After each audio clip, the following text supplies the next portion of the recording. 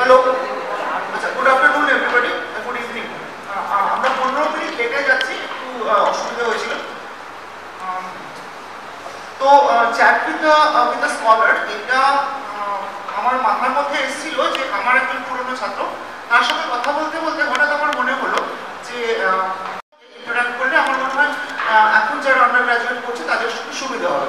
As because একটা ব্যাপারটা হয়, যেটা আমি লিখেছিলাম ফেসবুকে, একটা এজ গ্যাপ থেকে যায়, এবং সেই এজ গ্যাপের জন্য অনেক সময় স্টুডেন্টরা আমাদের সঙ্গে ফ্রিলি ইন্টারাক্ট করতে পারে না বা কথা বলতে পারে না। আমার মনে হয় bright students like Rupayo, you'd be, people like him would be the best one to motivate you, to inspire you to go into fundamental research into physics. রূপায়ণের ইন্ট্রোডাকশন আলাদা করে দেওয়ার কিছু নেই, যারা জানে তারা জানে, যারা জানে না তাদের জন্য করে দিচ্ছি। রূপায়ণ সেন্ট জেভিয়ার্স থেকে 2013-এ ফিজিক্স অনার্স পাস করে। 2012-এ ও যখন সেকেন্ড ইয়ার করে, সেই সময়তেই ও আইআইটি জ্যাম পরীক্ষা দিয়েছিল এবং 30 র্যাঙ্ক করেছিল সেকেন্ড ইয়ারে পড়তে পড়তে। 2013-এ ও অল ইন্ডিয়া আইআইটি জ্যামে ফার্স্ট র্যাঙ্ক করেছিল। 2015-এ আই সাপোজ ও নেট সিএসআই এর নেট পরীক্ষায় অল ইন্ডিয়া টপার হয়েছিল। আইআইটি বম্বে থেকে ও টিআইএফআর পেয়েছিল, কিন্তু টিআইএফআর যায়নি, ও আইআইটি বম্বে থেকে এমএসসি করেছে, মাস্টার্স করেছে। বাইরে আমি জানি ওর সঙ্গে আমার রেগুলারলি ফেসবুকে যোগাযোগ আছে, ও জিআরই পরীক্ষা দিয়ে বাইরেও পিএইচডিতে চান্স পেয়েছিল, কিন্তু দেখে বোঝা যাচ্ছে এরকম ডেল্টা ফাংশন চেহারা, হেলথ রিজনের জন্য ও বাইরে যেতে পারেনি। এখনো ভোগে, মাঝে মাঝেই ভোগে, দুদিন আগেই ভুগেছে। আর এখন ও যদিও বিদেশে যায়নি, তবুও কাজটা খুব ভালো করছে। ও association for cultivation of science, আইজা আইএসসিএস কলকাতায়, যাদবপুরে যেটা, সেইটাতে ও পিএইচডি করছে প্রফেসর কৃষ্ণ রুশিদ গুপ্তের আন্ডারে। Now it's over to Rup. Sir তো বড় বড় ইন্ট্রোডাকশন দিলেন, আমার জানি না কত হেল্প করতে পারবো। তো যাই হোক, well I am very honoured to be here. Sir আমাকে আমার কথা যে ভেবেছিলেন আর কি, যে আমি চ্যাট উইথ দ্য স্কলারের ফার্স্ট স্কলার হিসেবে আসতে পারবো, তাতে আমি খুব আনন্দিত। আর সত্যি কথা বলতে কি, আমি যে ধরে ইনফর্মাল টক, আমি কোনো প্রপার কিছু স্পিচ প্রিপেয়ার করে আসিনি, তবে হ্যাঁ একটা চোতা নিয়ে এসেছি। এই চোতাটা খুব ইম্পর্টেন্ট। তো অ্যাকচুয়ালি চোতার ব্যাপারে গল্প বলবো, তোমাদের অভ্যেস নেই চোতা নেওয়ার, কিন্তু আমাদের অভ্যেস আছে ইনস্টিটিউটে লিগাল, পরীক্ষায় লিগালি চোতা নিয়ে যাওয়া। তো সেটার ব্যাপারে হ্যাঁ পরে বলবো। আচ্ছা, তো কয়েকটা পয়েন্ট যেটা আমার মনে হয়েছে যে সবাইকার মনেই থাকে বিএসসিতে, কিন্তু প্রশ্ন অনেকেই করতে পারে না, বা বন্ধুদের প্রশ্ন করে, আমাকে অনেকে প্রশ্ন করেছিল এককালে। আচ্ছা, মাস্টার শোনা যাচ্ছে তো ঠিক করে সবাই? ঠিক আছে। হ্যাঁ, তো সেটা দিয়ে শুরু করি। তারপরে না বলবো রিসার্চে কি করা হয় অ্যাকচুয়ালি, সেটা তোমাদের বয়স যখন আমার ছিল তখন আমি সত্যি জানতাম না যে অ্যাকচুয়াল রিসার্চ ওটা যে বিশাল হাতি ঘোড়া কিছু নয়, সেটা তোমাকে বোঝাবো আর কি সেটা। আর হ্যাঁ, তো শুরু করি যেটা, যে আমাদের বিএসসির সময় কম্পারেটিভস দেওয়ার খুব একটা সুযোগ আছে, এবং কম্পারেটিভস দেওয়াটা কি আদৌ জরুরি না জরুরি নয়, সেটা দিয়ে আমি শুরু করছি। শর্ট আনসার হলো it varies from person to person, but এবার লং আনসারটা দিই। সেটা হচ্ছে যে কম্পারেটিভস দিয়ে তুমি কোথায় যাবে সেটা তোমাকে কোথায় ডিসাইড করতে হবে। তুমি যাবে কোথায়, আইআইটি, টিআইএফআর বা এনআইটি, ওইসব জায়গায়। তো তুমি যদি এমন কোনো স্টুডেন্ট হও যার competition will improve himself or herself, সেই ক্ষেত্রে আমি বলবো যে এইসব জায়গায় যাওয়াটা জরুরি। কারণ উপবন্ধু হয়ে থাকার চেয়ে একটা বাইরে বিভিন্ন পিয়ার গ্রুপ, বিভিন্ন ধরনের লোকজনের সাথে ইন্টারাকশন করে তোমার গ্রোথটা বেটার হয়। কিন্তু এমন অনেক ছাত্রদেরও আমি চিনি যারা মাই পেস যাকে বলে আর কি, সেরকমভাবে বেটার গ্রোথটা হয়। ঠিক আছে, তো তাদের ক্ষেত্রে আমি দেখেছি তারা কোনো কম্পিটিটিভস দেয়নি, তারা সিইউতে বিএসসি করেছে, সিইউতে এমএসসি করেছে, এবং তারপরে নেট দিয়ে হচ্ছে, এবং তারপরে বিসিসি বা সাহা বা যে কোনো জায়গায় মোটামুটি ভালোই কাজ করছে। তো তোমাকে সেটা নিজেকে তোমাকে প্রশ্ন করতে হবে যে তোমার কোনটা বেশি ভালো লাগে, কম্পিটিশনটা ভালো লাগে না কম্পিটিশন বিহীন জগৎ থেকে তোমার ভালো লাগে, কোনটা তুমি বেশি ভালো কাজ করতে পারবে, সেই অনুযায়ী ডিসাইড করো তুমি কম্পিটিটিভস দেবে কি দেবে না। এবার একটা ব্যাপার আমি বলবো যে কম্পিটিটিভস দেওয়াটা অ্যাজ সাচ করে খারাপ ব্যাপার না, যদি কোথাও তুমি যাও বা না যাও। তার কারণটা হচ্ছে যে কোয়েশ্চেনটা পুরো আনসিন থাকার জন্য তুমি নিজেকে বেশি ভালো করে যাচাই করতে পারবে, দ্যাট ইজ ইম্পর্টেন্ট। সবসময় কিন্তু বিএসসি কোয়েশ্চেনে যাচাই করা নিজেকে সম্ভব হয় না, সেটা আমি পার্সোনালি দেখেছি আর কি। কারণ বেশিরভাগ সময় যা হয় কোয়েশ্চেন কমন করে যায় অনেক কিছু থেকে, এবং তাতে একটা অঙ্ক মুখস্থ বা রোড লার্নিং ব্যাপারটা চলে আসে। তো যদি নিজেকে মানে কিন্তু তুমি তাহলে জিনিসটা কতটা ভালো বুঝছো সেটা বোঝার বেস্ট জায়গা হচ্ছে কম্পিটিটিভ এক্সামিনেশন। ঠিক আছে, তো এটা একটা পার্ট হলো। এবার প্রশ্নটা হচ্ছে যে কম্পিটিটিভসটা ভালো কথা, কিন্তু তাহলে কলেজ স্টাডিজ আর কম্পিটিটিভস কিভাবে ব্যালেন্স করবে? এটা অনেকেরই আমি দেখেছি যে যারা কলেজে ভালো করে তারা কম্পিটিটিভসে ভালো করতে পারে না বা ভাইসি ভার্সা, কিন্তু এটা হওয়ার কথা না। মানে আমি অ্যাটলিস্ট কোনো কারণ খুঁজে পাইনি আজ পর্যন্ত এটা হয়।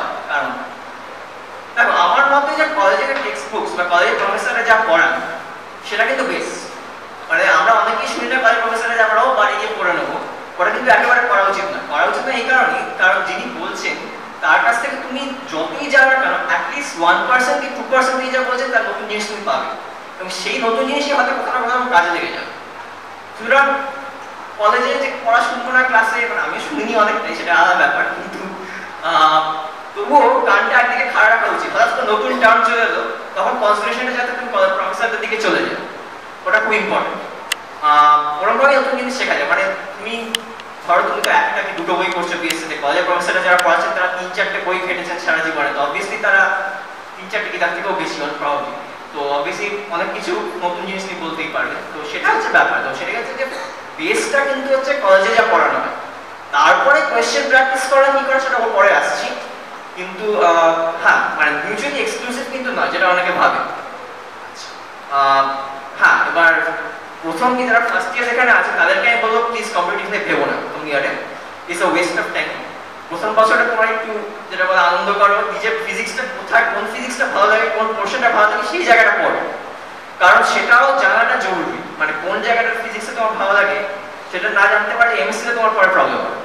তো তাদের জন্য বলবো যে তুমি নিজের মতো আইপিএস পড়ো এবং কোনো অসুবিধা নেই, পরীক্ষা হয়ে যাবে। ফার্স্ট ইয়ারের পরীক্ষা আমাদের সপ্তাহে না, যে 11-12 যারা ঠিকঠাক করে পড়েছে তারা মোটামুটি ইজিলি ম্যানেজ করে দেয়। তবে হ্যাঁ, তবে যারা সেকেন্ড ইয়ারে উঠেছো তাদের বলবো আমি সেকেন্ড ইয়ারের শুরু থেকেই একটু কোয়েশ্চেন করার প্র্যাকটিস করে দাও এমসিকিউ এ, কারণ এখন তো দেখছি যে আমাদের সময় অ্যাটলিস্ট জ্যানটাতে কিছু সাবজেক্টিভ ছিল, এখন জ্যান কোনো সাবজেক্টিভ নেই, সুতরাং কিছু করার নেই, সবই এমসিকিউ করো। তবে এটা আমি অ্যাডভাইস দেবো যে প্রথমবার যখন করবে এমসিকিউ গুলো কিন্তু টাইম করো না নিজেকে, don't time yourself when you are doing the MCQs for the first time। যখন প্রথমবার করবে you just learn, ধরো একটা কোয়েশ্চেন করছো, তার সেট অফ কোয়েশ্চেন্স করতে করতে তুমি দেখবে এই কোয়েশ্চেনটা পারছো না, take your time and read that portion from the book. ঠিক আছে, যদি প্রথম থেকেই তুমি যদি টাইম করতে শুরু করে দাও নিজেকে, তাহলে তোমার যে শেখা পোর্শনটা সেটা কিন্তু হবে না। এমসিকিউ এর মধ্যেও কিন্তু অনেক এমন কোয়েশ্চেন থাকে যেটা তুমি কোনোদিন হয়তো এনকাউন্টার করনি আগে, কিন্তু বইতে উত্তরটা আছে, সেটা খুঁজে বার করার চেষ্টা করো এবং সেভাবেই তুমি শিখবে। মানে আমি নিজে ওভাবেই পড়াশোনা করেছি এমসিকিউতে, আমি এমসিকিউতে কোনোদিন যে টাইম করিনি, সেটা আমার করার দরকার হয়নি, সেটা আলাদা ব্যাপার, কিন্তু প্রথম দিকে আমি তবুও বলবো যে টাইম করার দরকার নেই। আচ্ছা, আর হ্যাঁ আরেকটা ব্যাপার, 10-20 বছরের যে সিইউ যে কোশ্চেন পেপারটা আছে ওটা খুবই আন্ডার রেটেড আমি বলবো। লোকজন ওটাকে ইউজ করে যাতে ওটা কোয়েশ্চেন ব্যাংক হিসেবে, মানে কোয়েশ্চেন ব্যাংক হিসেবে ইউজ করে, ওটা সাজেশন হিসেবে ইউজ করে যে এরকম ধরনের কোয়েশ্চেন আসতে পারে।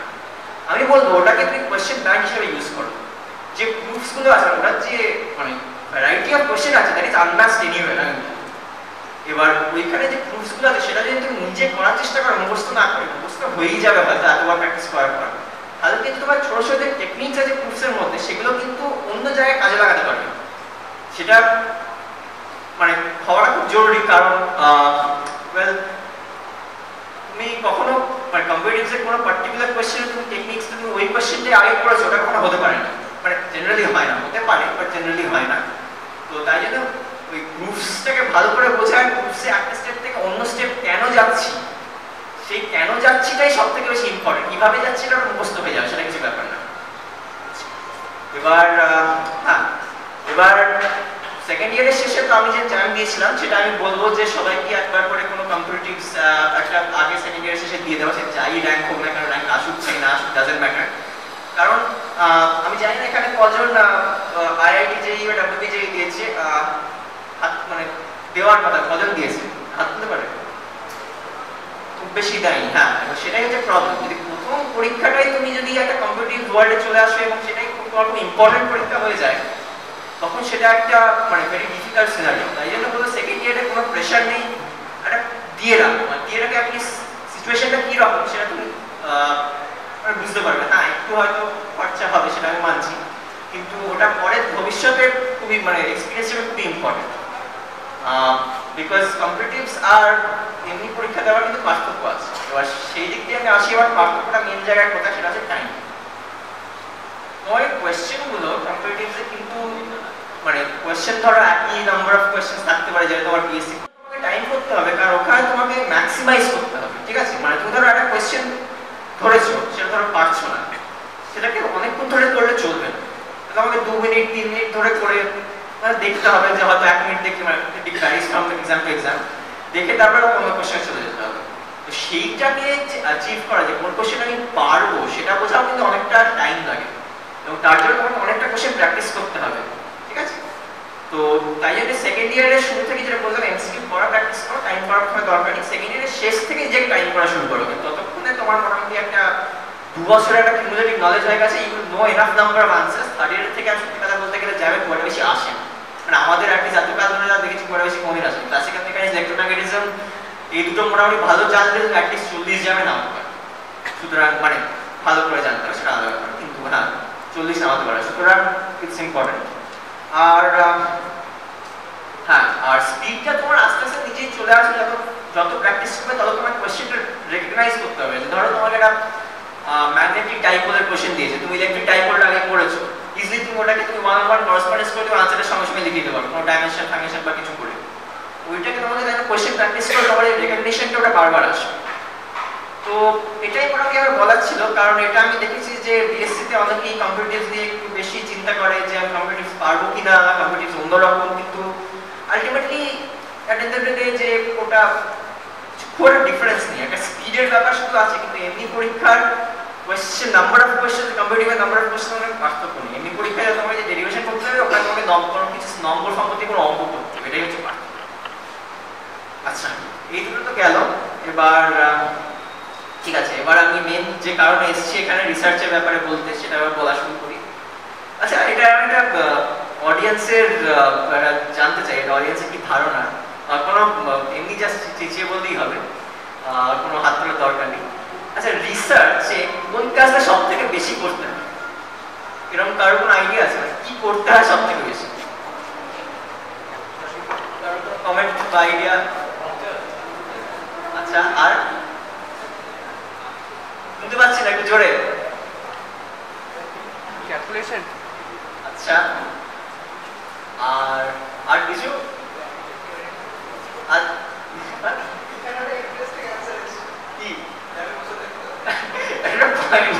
ঠিক বলেছেন, বাট সারপ্রাইজিংলি আনসার হচ্ছে গুগল সার্চ।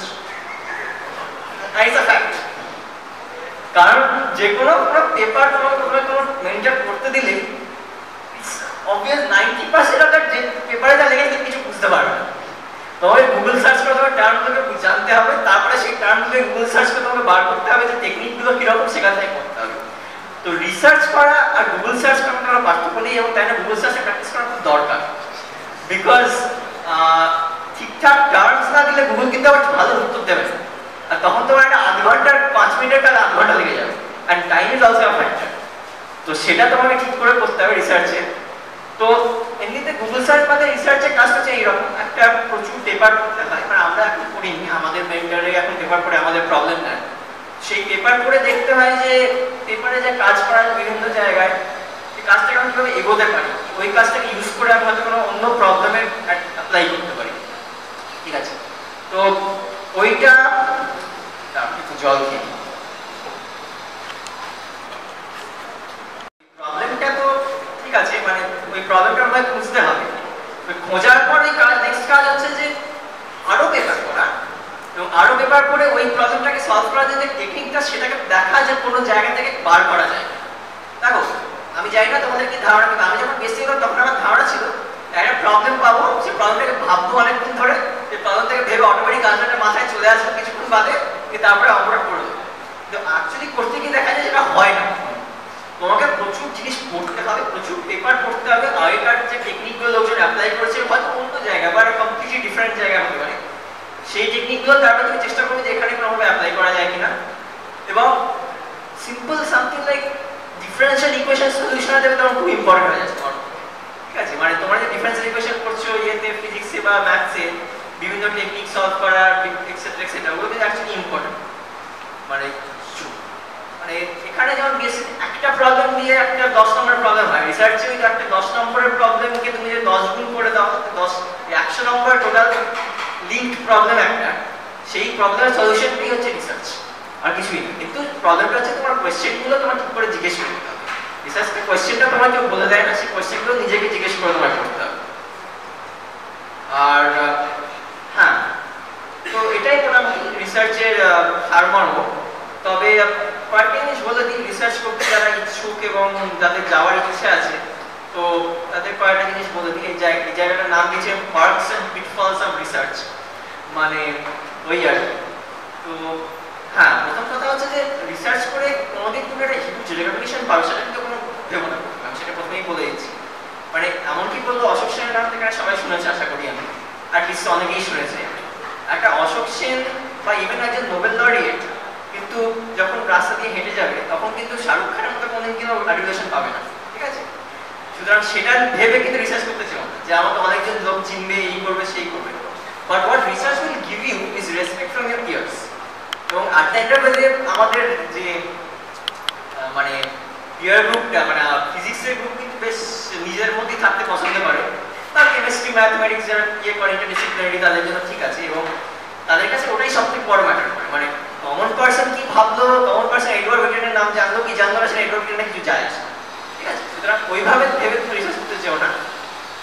একটা ব্যাপার হচ্ছে যে রিসার্চ জিনিসটা কিন্তু খুব সহজ, মানে তুমি 10 দিনের মধ্যে 8 দিন তোমার কিছু হবে না। তুমি যাবে ওই যেটা বলতো সারাক্ষণ ধরে বসে থাকবে ল্যাবে, দিয়ে ল্যাবে বসে থেকে তুমি মাথা চুলছিবে, কিছু হবে না। তারপরে 10 দিনের দিন হয়তো হঠাৎ করে একটা আইডিয়া আসবে, দেখো পুরো একটা 10 দিনের পাবে একদিনে নেমে গেল, ঠিক আছে? কিন্তু ওই 8 দিনের ফ্রাস্ট্রেশনটা কিন্তু নিজেকে তোমাকে সহ্য করতে হবে। এবং ইনফ্যাক্ট আমি নিজে এখন সেকেন্ড ইয়ারে রিসার্চ করছি, এবং as a matter of fact যে আমাকে রোজ এখন বসে বসে গিয়ে গ্রাফ বানাতে হয় কম্পিউটারে, ঠিক আছে? এবং সেই গ্রাফগুলো ফ্লাকচুয়েশন কমাতে হয়, তার জন্য অ্যাকুরেসি বাড়াতে হয়, মানে খুব বেগার খাটনি আর কি। মানে ইয়ের থেকে মাথার কাজ যত আছে ঠিক আছে, কিন্তু তোমার নুয়ান্সেস আর নিটিগ্রিটিস যেগুলো বলে আর সেগুলো কিন্তু খুব ইম্পর্টেন্ট রিসার্চে। তো you have to have a mental strength যে আমি ঠিক আছে, আমি এটা করতে পারবো। মানে আমাকে মানে হাল ছেড়ে দিলে খুব সহজে, যারা হাল ছেড়ে দেয় তারা কিন্তু হাল ছেড়ে দিও না, সেটাই বলবো আর কি। এবং আরেকটা ব্যাপার যেটা বললাম যে আমি আরো তো বলেছি, রিসার্চ মানে কি, রিসার্চ কিন্তু যে খুব হাইফাই কাজ যে একমাত্র ফাইনম্যান আইনস্টাইন এটাই করতে পারে সেরকম নয়। খুব সাধারণ ছেলেমেয়েরাও কিন্তু রিসার্চ করে এবং করতে পারে, because it required lot of grind work at the end.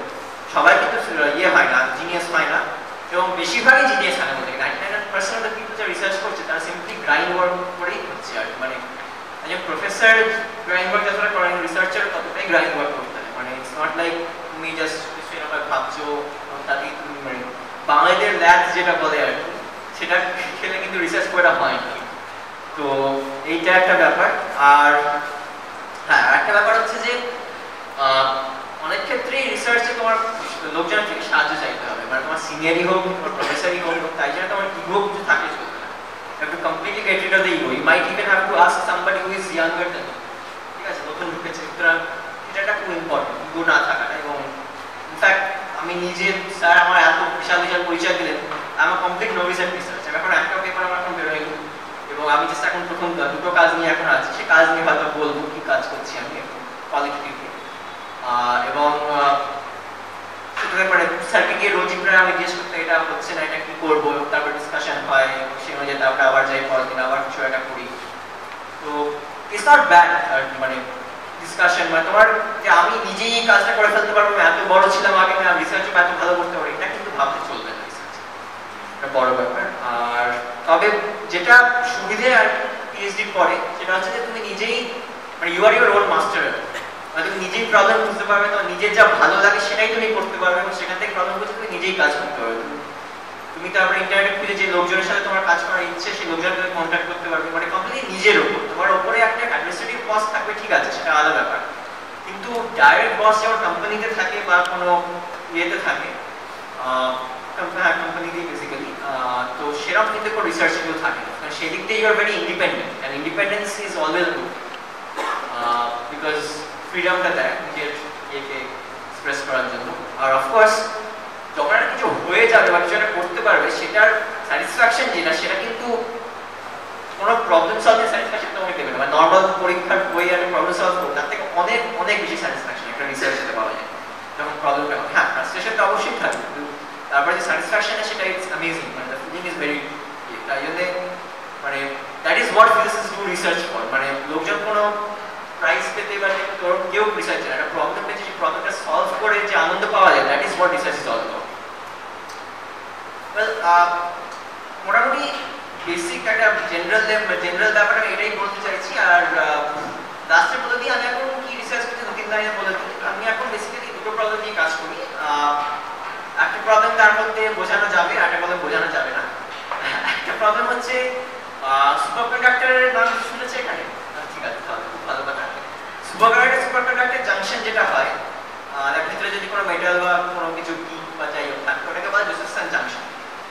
তো একটা কাজ হচ্ছে যে জোসেফসন জাংশনের কাছে একটা ম্যাগনেট রেখে সেই ম্যাগনেটের স্ট্রেংথটাকে চেঞ্জ করে করে একটা সার্কিটের মধ্যে যেখানে জোসেফসন জাংশন আছে সার্কিটের কারেন্টটাকে কন্ট্রোল করা যায় কিভাবে সেটাকে দেখ, সেটা হচ্ছে একটা আমার কাজ। এটা মনে হচ্ছে এক্সপেরিমেন্টাল কাজ, বাট সারপ্রাইজিংলি এক্সপেরিমেন্টাল নয়। আমি পুরোটাই নিউমেরিক্যাল সিমুলেশন করছি, মানে প্রোগ্রাম লিখে। হ্যাঁ প্রোগ্রাম লেখাটা কিন্তু ভালো করে শিখতে হবে, ওটা কিছু করার নেই। There is no getting out from writing programs whether you do experimental physics or theoretical physics। কারণ ম্যাথমেটিক্যাল ইউজ করা তো মিনিমাম প্রোগ্রামিং ইয়ে লাগবে, ফোরট্রান ইউজ করা তো মিনিমাম প্রোগ্রামিং ইয়ে লাগবে, সেটা কিছু করার নেই। হ্যাঁ তো আমি সেই প্রোগ্রাম লিখে লিখে গ্রাফ বানিয়ে মানে সেই দেখছি এখন। আর দ্বিতীয় প্রবলেমটা একটু ডিপার প্রবলেম, এটা something related to path integral in quantum mechanics, যেটা আমার মনে হয় না, অ্যাটলিস্ট আমি বিএসসির সময় খুব লেটে শুনেছি এটা, তো আমার মনে হয় না এখানেও লোকজন শুনেছে বলে বা দেখেছে, তো ওটা তাই না বোঝাতে পারবো না। তো হ্যাঁ তো এই দুটোই মোটামুটি আমি কাজ করছি। একটা মেনলি থিওরিটিক্যাল, এবং সেই থিওরিটিক্যাল কাজ যথেষ্ট বাজেভাবেই আটকেছি, আমি আমার মামার ভাইটা দুজনেই আটকে আছি। আর নিউমেরিক্সটা তবু চালানো যায়, কারণ এটাকে অ্যাকিউরেসি কমিয়ে বাড়িয়ে একটু এদিক ওদিক টুইক করে ডেটা ফেটা আসছে কিনা দেখা তবু দেখা যায়। তো এটাই, এবং এটা আমি শুরু করেছি অ্যারাউন্ড এই দুটো কাজ, একটা মে মাসে হবে, একটা সেপ্টেম্বর মাসে। মে মাসের কাজটা চলছে, এগোচ্ছে, সেপ্টেম্বরে থিওরিটিক্যালটা দেখা যাক এখন কবে কি হয়। আমার এক বন্ধু আছে ওখানে সৌরভ দা, ওর দুটো পেপার আর্কাইভ আছে অলরেডি, আমার থেকে 1 বছরের বড়। এক বছরের পর তো পেপার বেরোলে কিরকম আনন্দ হতে পারে সেটাই বলতে পারবো না, সেটা ওই বলতে পারবে। তো ঠিক আছে, এই বলেই আমি আমার বক্তব্য শেষ করছি। এবার আমি কারোর যদি কোনো কোয়েশ্চেন্স থাকে থাকবেই আশা করছি, তো সেটা আমি নিজে রাখবো। আচ্ছা, আমরা কোয়েশ্চেন্স নেব, তার আগে আমি দু একটা সংশোধন করতে কথা। ঋষভ,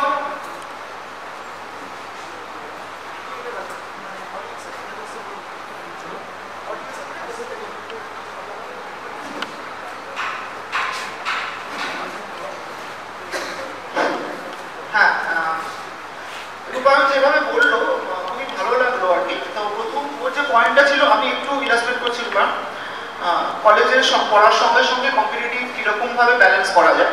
এটা আজকাল সবাই করে, মোটামুটি কলকাতার মধ্যে বা কলকাতার আশপাশের কলেজগুলোতে সবাই থার্ড ইয়ারের পরে জ্যাম জেস্ট এই পরীক্ষাগুলো দেয়। তো যেটা ও বললো যে মানে ইট ইজ মোরালেস ইজি, মানে আনলেস আনটিল তুই চাইছিস যে আমি কলকাতার বাইরে যাবো না, এরকম কোনো যদি হার্ড অ্যান্ড ফাস্ট রুল থাকে সেটার বাইরে তুমি পরীক্ষা দিতেই পারো। টেস্ট পরীক্ষার তোরা যদি লাস্ট 2-3 বছরের এটা খুলে দেখিস, লিস্টটা খুলে দেখিস, ম্যাক্সিমামই বাঙালি এবং সেটা কলকাতা থেকে। সুতরাং আমাদের রিসার্চ ইনস্টিটিউটগুলোতে ও বলতে পারবে, আইআইটি বোম্বে যাও বা যে কোনো আইআইটিতে যাও বা যে কোনো রিসার্চ ইনস্টিটিউটের তুমি ফিজিক্স ডিপার্টমেন্টে যাও, you will find lots of equalities there. মানে আমরা বাঙালিরা যে এখন ভালোবেসে ফিজিক্স করি সেটা মনে হয় অন্য স্টেটের লোকজনের থেকে অনেকটাই বেশি। মানে আমি এটা খবর পেয়েছি যে আইজার পুনেতে একটা হোস্টেল বি আছে, সেই বি হোস্টেলটা পুরোটাই বাঙালিরা রয়েছে। মানে তোর গিয়ে মনে হবে না যে কলকাতার বাইরে কোথাও আছিস। হ্যাঁ একটু খাওয়া দাওয়ার অসুবিধে হতে পারে, তবে সেটা ম্যানেজ করে নেওয়া যায়। এর ব্যাপারে আর বিশেষ কিছু বলবো না। রূপের সম্বন্ধে আরো দু একটা কথা ও যখন বলছিল আমার বসে বসে মনে পড়লো, ওর সঙ্গে আমার অনেক আগে থেকে যোগাযোগ ছিল যখন ও বিএসসিতে পড়ছে। ও মনে আছে আমাকে মানে রীতিমতো এখন তো লোকে হোয়াটসঅ্যাপ দিয়ে বা ইয়ে দিয়ে রূপ আমাকে পত্রাঘাত করতো। পত্রাঘাত মিনস ইন দ্য সেন্স ও ইমেল দিয়ে আঘাত করতো, স্যার এই প্রবলেমটা না মনে হচ্ছে এরকম হবে। মানে ও আমি যেটা বলতাম ও ঠিক তার একটা কাউন্টার আর্গুমেন্ট দিয়ে আমার আনসারটাকে রীতিমতো ঝগড়া হতো ওর এরকম ভাবেই করাটা উচিত আর কি, মানে ডিপে ঢুকে সাবজেক্টটাকে পুরো বুঝে নিয়ে, ও যেটা বললো যে এমসিকিউ তুই যখন করতে স্টার্ট করবি, এখন তো জ্যাম যে সবকটা পরীক্ষায় এমসিকিউ এসে গেছে 2013 এর পর থেকে, 13 এর পর থেকে পুরোটাই এমসিকিউ হয়ে এসে গেছে। সুতরাং understandably you know the subject well, সাবজেক্টটার উপরে তোমার যদি গ্রিপটা খুব ভালো না থাকে তাহলে কিন্তু নেগেটিভ মার্কিং হয়ে নম্বর মানে র্যাঙ্ক অনেক পিছিয়ে যাওয়ার সম্ভাবনা। সুতরাং তুই মনে কর একটা প্রবলেম পড়লি, পড়তে গিয়ে তোর কোথাও আটকালো, 2-3খানা বই পড়ে নাও, তুমি দেখবে আনসার ঠিক পেয়ে যাবে। এক্ষুনি তোমাকে টাইম ম্যানেজমেন্ট শিখতে হবে না, টাইম ম্যানেজমেন্ট শেষের দিকে গিয়ে পড়লেও হবে। আর সাউন্ডটা শোনা যাচ্ছে? সাউন্ড শোনা যাচ্ছে? ওকে। রিসার্চটা মানে আমি 5 থেকে মনে কর সাপোজ 10-15 বছর আগের মতো সেই সময়কার আমি স্কলার ছিলাম, সেই সময় ইন্টারনেটটাও ছিল, কিন্তু এখন আমি তো দেখছি যে রিসার্চটা আরো সমৃদ্ধ হচ্ছে। ইন দ্য সেন্স যে আমরা যখন পিএইচডি করতে ঢুকেছিলাম, মনে করে এমএসসি পড়ে এমএসসি পড়ে যখন পিএইচডি করতে ঢুকেছিলাম, তখন আমাদের কাছে কিন্তু অ্যাক্সেস ছিল না, ইন্টারনেটের অ্যাক্সেস ছিল না। তখন আমরা জানতামই না যে রিসার্চ বস্তুটা কি, কোন গাইডের কাছে গেলে ভালোভাবে কাজ করা যাবে। এখন you have the available resource at your hand. এখন তো আমি যা শুনেছি, লোকজন কোনো স্পেসিফিক গাইডের কাছে কাজ করতে যাওয়ার আগে সেই গাইডের ঠিকুজি কুষ্টি, তার স্টুডেন্ট, তার কত পাবলিকেশন, কি নিয়ে কাজ করে, সমস্ত কিছু জেনে নিয়ে তারপরে সেই গাইডের কাছে মানে নাম রেজিস্টার করতে যায়। তো সেই সব দিক দিয়ে you are at an advantageous position than us. হয়তো তোমাদের পরের জেনারেশন যারা আসবে তারা তোমাদের থেকেও বেশি অ্যাডভান্টেজিয়াস পজিশনে থাকবে। রিসার্চটা না এখন মানে যারা রিসার্চ করে যথেষ্টই এনজয় করে, রূপায়ণও বললো যথেষ্ট এনজয় করছে। যারা রিসার্চে যাবে বলে মনে করছো, যারা একদম ফিক্সড টাইম নিয়ে মানে আমি এই ফিজিক্স নিয়ে থাকবো এবং আমাকে এটা দিয়েই করে পেতে হবে, এই মানসিকতা তোমার যদি ভেতরে থাকে, তাহলে ইট ইজ বেটার যে তুমি একদম রিসার্চে যাও। তো আমি রূপায়ণের একটা ওপিনিয়ন জানতে চাইবো, এটা আমাকে অনেকবারই ফেস করতে হয়েছে। লোকজন জ্যাম দিয়ে আইআইটিতে এমএসসি করতে যায় এবং অনেকে জেস্ট দিয়ে ইন্টিগ্রেটেড পিএইচডি করতে চায়। হ্যাঁ, এখন তো জ্যামের র্যাঙ্ক থেকেও আইআইএসসি ব্যাঙ্গালোরে ডাইরেক্টলি ইন্টারভিউ নিয়ে ঢুকে নেওয়া যায়। তো আমি রূপায়ণকে জিজ্ঞেস করবো যে ওর কি মতামত, just MSc or integrated PhD কি ভালো হয়? এটা আমি বলবো এটা কমপ্লিটলি পারসন ডিপেন্ডেন্ট। আমি যেরকম পারসন ছিল সেটা আই রিকোয়ার্ড মোর অপশন, মানে আমি চাইছিলাম যে এমএসসির পরে আমার কাছে সব অপশন খোলা থাকে এবং আমার পরীক্ষা দেওয়ার নিয়ে কোনো আপত্তি ছিল না, মানে পরীক্ষা নিয়ে আমার কোনোদিনই কোনো ভয় ভীতি ছিল না, সেদিক দিয়ে একটা জিনিস ভালো ছিল। তাই জন্যে আমি নিজে এমএসসি ঢুকেছিলাম। কিন্তু আমি অ্যাডভাইস করবো যে যাদের ইচ্ছে হবে যে পরীক্ষা দিতে চাই না, আমি জাস্ট কমপ্লিটলি রিসার্চে ঢুকে যেতে চাই, একটা জায়গায় করবো, আমার কোনো মাইন্ড চেঞ্জ হবে না, আমার বিদেশে যাওয়ার কোনো ইচ্ছা নেই, রিসার্চ থিংস লাইক দ্যাট, তাদের আমি বলবো যে ইন্টিগ্রেটেড পিএইচডি কোর্সগুলো যথেষ্ট ভালো। আইআইএসসি আর পুনা, কলকাতা এবং টিআইএফআর তো অবশ্যই কোনো কথাই হবে না, তাদের ওইটা দেওয়া হচ্ছে। কিন্তু যারা এখনো ডিসাইড করে উঠতে পারেনি আমি বা বিদেশে যাওয়ার ইচ্ছা আছে আমার, না আমি অন্য কোথাও কলকাতায় ফিরে আসতে চাই, বা এনিওয়ে ডিসাইড করে উঠতে পারিনি কোন ফিজিক্সের কোন অংশটা ভালো হয় সেটা হয়তো ডিসাইড করে উঠতে পারিনি, তাদেরকে আমি বলবো এমএসসি পড়ো। এবং আমি এইটাও অ্যাডভাইস করবো, এটা আমার পার্সোনাল অ্যাডভাইস, আশা করি আমি জানি না এখানে কেউ রেখে যাবেন, সেটা হচ্ছে যে আইআইটি কানপুর থেকে আইআইটি বোম্বেতে যাওয়াটা বেটার। কারণটা হচ্ছে আমি বলছি কারণটা হচ্ছে IIT Kanpur atmosphere is much more difficult to কোপ উইথ। মানে আমি দুজন পার্সনলি আমাকে চিনি যারা কোপ করতে না পেরে আইডেন ছেড়ে দিয়েছে রীতিমতো, এবং দেওয়ার ভেরি ব্রাইট স্টুডেন্টস। আপনার কোপ করতে না পেরে ছেড়ে দিয়েছে এবং ইটস টাফ, এটা ফ্যাক্ট, চাপটা অনেক বেশি। IIT Bombay is much more holistic environment, but of course IIT Kanpur professors are probably better than IIT Bombay. I'm mentioning the word probably because আমি যে কোথাও ইন্টারাক্ট করি, বাট এটা শোনা কথা। কিন্তু এইটুকু বলবো যে আইআইটি বম্বেতে 2 ইয়ার্স আমি হোস্টেলে থেকেছি, তারপরে I underwent a sea change, মানে it was a complete change, full. তো ইটস ভেরি ইম্পর্টেন্ট, আর ইটস অলসো আমি এটা বলবো যে it's very important to stay at a hostel for some time. আমি জানি এখানে কত থাকে, বিকজ বাবা মায়ের থেকে একটু দূরে থাকা, নিজেকে বোঝার জন্য, নিজেকে জানার জন্য এটা খুব ইম্পর্টেন্ট। এই বলেই আমি টপিকটা থেকে ডিবেট করে গেছি, but the main gist is that তোমার যদি মনে হয় যে আমি আর পরীক্ষা দিতে চাই না, তাহলে আমি ইন্টিগ্রেটেডে অবভিয়াসলি চলে যাও। আমি যদি তোমার যদি মনে হয় যে আমি আর পরীক্ষা দেবো আবার, আমার কোনো অসুবিধা নেই, কিন্তু আমি ডিসাইড করে উঠতে পারছি না আমি এরপরে কি করবো, তাহলে তুমি অবশ্যই ইয়েতে যাবে, এমএসসিতে যাবে, ইন্টিগ্রেটেডে যাবে।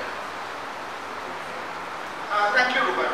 Acha, now it's time for question from the audience. আমি যারা কোয়েশ্চেন করতে চাও রুবায়নকে, তারা প্লিজ হাত তোলো, ঋষভ মাইকটা নিয়ে যাবে, মাইক্রোফোন নিয়ে যাবে। হ্যালো দাদা, তুমি যে বললে যে মানে বিএসসির জায়গাটা ফিজিক্সের জায়গাটা ডিসকাশন থেকে মানে অনেক ভালো করা যায় আর কি। তাহলে আমি যখন বিএসসি পড়ছি সেই সময় জ্যাম বা যে এই প্রবলেম অ্যাপ্রোচ মানে একটা ভয় থেকে আছে, এইটা কীভাবে কাটাবো, মানে প্রবলেম অ্যাপ্রোচটা কীভাবে করবো? প্রবলেম অ্যাপ্রোচ কীভাবে করবো, আচ্ছা খুব ভালো প্রশ্ন এটা। তোমার কি ভয়টা কি 11-12 ছিল? কিছুটা ছিল। তাহলে ফিজিক্স নিয়েছো কেন সেটা আমাকে বলো। না মানে এটা একটা কোয়েশ্চেন, ওরা প্রশ্ন উত্তর এসেছে তো ওর প্রবলেমটা কোথায় সেটা আমাকে জানতে হবে। তাই মানে ফিজিক্স নিয়েছি কেন, অবশ্যই মানে ভালো লাগে তো, ভালো লাগে বা ভালোবাসি সেরকম না, একটা টান সাবজেক্টের প্রতি ছিল। আচ্ছা টানটা কোথা থেকে এসেছিল? মানে পার্টিকুলার পোর্শন অফ ফিজিক্স থেকে এসেছিল, মানে কিছু একটা পড়েছি 11-12 ক্লাসিক্যাল মেকানিক্স। Classical mechanics. আর সত্যি কথা বলি ক্লাসিক্যাল মেকানিক্সের প্রবলেমগুলো সব থেকে শক্ত, মানে আমি এখনো পারি না, ঠিক আছে? আচ্ছা এবার ঠিক আছে, তোমার কি ক্লাসিক্যাল মেকানিক্সের প্রবলেমই সব থেকে শক্ত লাগে না অন্য কিছু সব থেকে শক্ত লাগে, মানে কোনো পার্টিকুলার নাকি সব কিছুই শক্ত লাগে? না না, পার্টিকুলার ধর একটা টপিক বললাম বিএসসি, হ্যাঁ পড়ার পরে যখন জ্যাম টেস্টে মানে প্রিভিয়াস ইয়ারের কোশ্চেন। খুব ভালো কথা আছে। তুমি কি প্রথমে টপিকটা করার পর 20 বছরের কোশ্চেনটা সলভ করো না প্রথমেই জ্যাম টেস্টে চলে যাও? প্রথমে একটু মানে 20 বছরের প্রশ্ন একটু ক্লিয়ার করে জ্যাম টেস্টে যাওয়ার চেষ্টা করি। আচ্ছা যেটা আমার মনে হয় যেটা হচ্ছে সেটা তোমার কোশ্চেনটা দেখে তুমি রেকগনাইজ করতে পারছো না বা লিংক করতে পারছো না যেটা কোন পোরশন অফ দ্য টপিক, তাই তো? এটার একমাত্র উপায় হচ্ছে যে কোশ্চেনটা পড়লে ভয় না পেয়ে কোনো স্যারের কাছে বা তোমার কোনো বন্ধুর কাছে, এবং ইনফ্যাক্ট এটা আমারও অনেকবার হয়েছে যে আমার প্রচুর কোশ্চেনের উত্তর দিতে হতো আমাকে বিএসসিতে বন্ধুর কাছে গেলে বলে যেটা আমি বুঝতে পারছি না এটা আমাকে বুঝিয়ে দেবে কিভাবে হবে, এবং তুমি বুঝে ছাড়বে যে ওটার লিঙ্কটা কোথায়, মানে কোন ফান্ডামেন্টাল অ্যাসপেক্ট অফ দ্য টপিকের সাথে ওই কোশ্চেনের আনসারটা লিঙ্কড। শুধু আনসার জানলে হবে না, কেন ওই উত্তরটা ওইভাবেই হবে আর অন্যভাবেও হতে পারে, মানে যেভাবে হবে আর কি সেইভাবেই হবে, সেটা যদি তুমি এবার বুঝতে পারো তাহলে দেখবে ভবিষ্যতে ওরকম ধরনের কোশ্চেন কিন্তু আরো পাবে। It is not the fact যে একটাই কোশ্চেন এরকম পৃথিবীতে আছে ওরকম, তো সেইটা তুমি পরে করতে পারবে, এবং সেটা তুমি করতে পারছো তার প্রাইমারি রিজনটা যে তুমি শুধু ওই কোশ্চেনটার উপরেই কনসেন্ট্রেট করছো। ওই কোশ্চেনটা হয়তো উত্তরটা পেয়ে গেলে, কিন্তু তারপরে ওই কোশ্চেনের উত্তরটার লিঙ্কে যে আরেকটা কোশ্চেন আসতে পারে সেটা তোমাকে ভাবতে হবে নিজে। এটাই একটা ট্রিক বলি যে আমি কোশ্চেন পেপার, ঠিক আছে, মানে I could guess what questions can come. এটা একমাত্র তখনই হতে পারে বাই এক্সপিরিয়েন্স আর by solving a huge number of questions, ঠিক আছে? সুতরাং তোমাকে huge number of question trial করতে হবে, বন্ধুদের জিজ্ঞেস করতে হবে না পারলে, এবং সেটা করে আস্তে আস্তে আস্তে দেখবে 3 বছর সময় আছে, তুমি ফার্স্ট ইয়ার, ঠিক আছে, খুব ভালো। 3 বছর সময় আছে, এবং 3 বছর বিএসসি 3 বছর is the largest time. MSc 2 বছর দেখবে পুরো তাড়াতাড়ি কেটে যাবে, বিএসসি 3 বছর is the time when you grow। আমি এটা সত্যি কথা বলি, এটা যে আমি ফিজিক্সে আমার পড়ার কোনো ইচ্ছে ছিল না, এটা একটা ফ্যাক্ট। আমি 11-12 ফিজিক্স পারতাম না প্রায়। আমার lowest score of my life was in class 8 in physics, which is below 80, তারপর কোনো 80 কম পাই। এবং ইট ইজ আ ফ্যাক্ট যে আমাকে মানে আমার কেমিস্ট্রির জন্যই আমি যা মানে 11-12 ভালো করেছি বা বটে, ওই সম সিরিজের বই বলো বা ওই আমি নামগুলো এখন সব বলে গিয়েছি, উপাধ্যায় সম সিরিজের বই, এইসব বসে বসে আমি জাস্ট প্রবলেমগুলো করতে শুরু করলাম, যেগুলো পারছিলাম না। আমার একজন আমার সুবিধা ছিল কারণ আমার বাবার নি ফিজিক্সে, তাই না ওনাকে দিয়ে কিছু হেল্প চাইতাম, কিন্তু তোমার বাবা না থাকলেও মানে ওর বন্ধুরা তো আছে, বন্ধুরা তো আমাকে জিজ্ঞেস করতো, তো তাদেরকে দিয়ে তুমি বসো এবং তারাও দেখবে প্রবলেমে ইন্টারেস্টেড, বিকজ প্রবলেম করাতে কারোর কোনো ক্ষতি নেই, সবাইকারই লাভ। এবং প্রবলেম করো একসাথে, প্রবলেম করতে গেলে তুমি ভাবো যে প্রবলেমটা কেন এভাবে, দেখবে আস্তে আস্তে ভয়টা কেটে যাবে। তুমি কোনো বই রিকমেন্ড করো মানে এমসিকিউ বা প্রবলেম অ্যাপ্রোচের জন্য কোনো বই? আমি তো শুধু রেকমেন্ড করবো হচ্ছে যে ওই লাস্ট আমি তো দুটো কাজ করছিলাম, একটা হচ্ছে লাস্ট 5-6 বছরের জ্যামার যে পেপার সলভ করেছিলাম, আর পার্থনা কিছু কোয়েশ্চেন দিয়েছিলেন পার্থ স্যার, তার কিছু কোয়েশ্চেন করেছিলাম এমসিকিউ এর জন্য। আমি আর কোনো এমসিকিউ করিনি। আমি তাই জন্যই বলি বারবার যে যদি বেসিক নলেজে ঠিক থাকে না এমসিকিউ কিন্তু অসুবিধা হয় না। আমি এটা দেখেছি, মানে এটা খুব বাজে নোশন যে আমি যদি বিএসসিতে ভালো করি তাহলে আমি ইয়েতে ভালো পাবো কম্পিটিটিভসে, এটা কমপ্লিটলি ভুল নোশন, ঠিক আছে? মানে হয়তো কেউ কম্পিটিটিভ দিচ্ছে না বিএসসিতে ভালো করে, কিন্তু বিএসসিতে ভালো করে কম্পিটিটিভসে ভালো করবেই, যদি তুমি বুঝে ভালো করো। Thank you. আমি তোকে আরেকটা সাজেশন দিতে পারি, যেটা উদাহরণ করলো, গ্রুপ স্টাডিটা কিন্তু খুব ইম্পর্টেন্ট। মানে 3-4 জন তোর লাইক মাইন্ডেড বন্ধুরা কারোর একজনের বাড়িতে বসলি, হয়তো বলি যে আজকে আমরা মনে করো রবিবার ছুটি আছে, শনিবার রাত্রিবেলা বসে পড়ি। শনিবার রাত্রিবেলা বসে যে আমরা এই প্রশ্নের অঙ্কগুলো আজকে সবাই মিলে বসে করে ফেলি। একজন মিলে বসে যে ওই যে 10 মিলে কোটি কাজ করাটা ব্যাপার স্যাপার আছে না, মনে কর একটা অঙ্ক তোর দিয়ে বসলি যে বলতো এটা কিভাবে অঙ্ক করতে যায়, কিভাবে করা যায়, কেউ হয়তো একটা অপশন করলো, না রে ওই বইটা তো এরকম আছে, চল দেখি খুঁজে বার করি। এরকম 3-4 জন মিলে বসে ওই প্রবলেম সলভ করার অ্যাপ্রোচটা কিন্তু, আর এটা তুই বিএসসির জন্য আমাদের যে অঙ্কগুলো আছে সেগুলোও করতে পারিস, এমসিকিউ গুলো সেভাবে বুঝতে পারিস। ওই গ্রুপ স্টাডিটা কিন্তু খুব ইম্পর্টেন্ট। তুই দেখবি অ্যাসিমিলেশন অফ আইডিয়াস ঘটে সেখানে। ঠিক আছে, নেক্সট কোয়েশ্চেন। আর আরো কিছু কোয়েশ্চেন আছে? বলছিলাম যে ইন্টারভিউ যে এই জায়গায় কিভাবে প্রিপারেশন? আমার যে আমি জীবনে দুটো ইন্টারভিউ দিয়েছি, দুবারই ক্র্যাক করেছিলাম, কিন্তু দুটো ইন্টারভিউ অভিজ্ঞতা, তিনটে দিয়েছি, সরি 3টে ইন্টারভিউ অভিজ্ঞতা খুব বাজে। বাজের কারণ হচ্ছে যে প্রথম ইন্টারভিউতে আমার এখন প্রায় মনে নেই, ঠিক আছে সেটা বাদ দাও। সেকেন্ড ইন্টারভিউতে আমার টিআইএফআর, এবং তখন আমার চিকেন পক্স শুরু হচ্ছে, পুরো মাথা ধরা পড়া ছিল। তো তাতেও কিছু যা উত্তর দিয়েছি। এবার যেটা ব্যাপারটা হলো যে ইন্টারভিউয়ে তোমাকে কোনো ভালো জায়গার ইন্টারভিউ, আমি টিআইএফআর বা আইএসসিতে তোমাকে বেসিক আইডিয়ার মানে কিন্তু জানতে হয় না। ওরাই তোমাকে প্রবলেম দেবে, ওরাই তোমাকে হিন্টস দেবে, ওরাই তোমাকে তারপরে উত্তরের দিকে ঠেলে নিয়ে যাবে। মানে ধরো তোমাকে কি এক্সাম্পল, আমি একটা এক্সাম্পল দিই। কোয়ান্টাম মেকানিক্সে একটা প্রবলেম দিয়েছে আমাকে বিএসসিতে।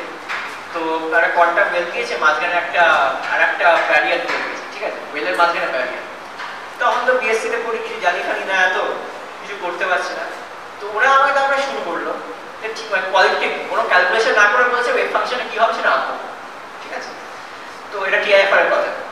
তো আমি তো মানে অবস্থা খারাপ, কিছু বুঝতে পারছি না। বলে ঠিক আছে এক কাজ করো, ওটা যদি ডেল্টা ফাংশন হয়, ধরো ওইটাকে ছোট করে দাও, ডেল্টা ফাংশন করে দাও, তাহলে কি হবে?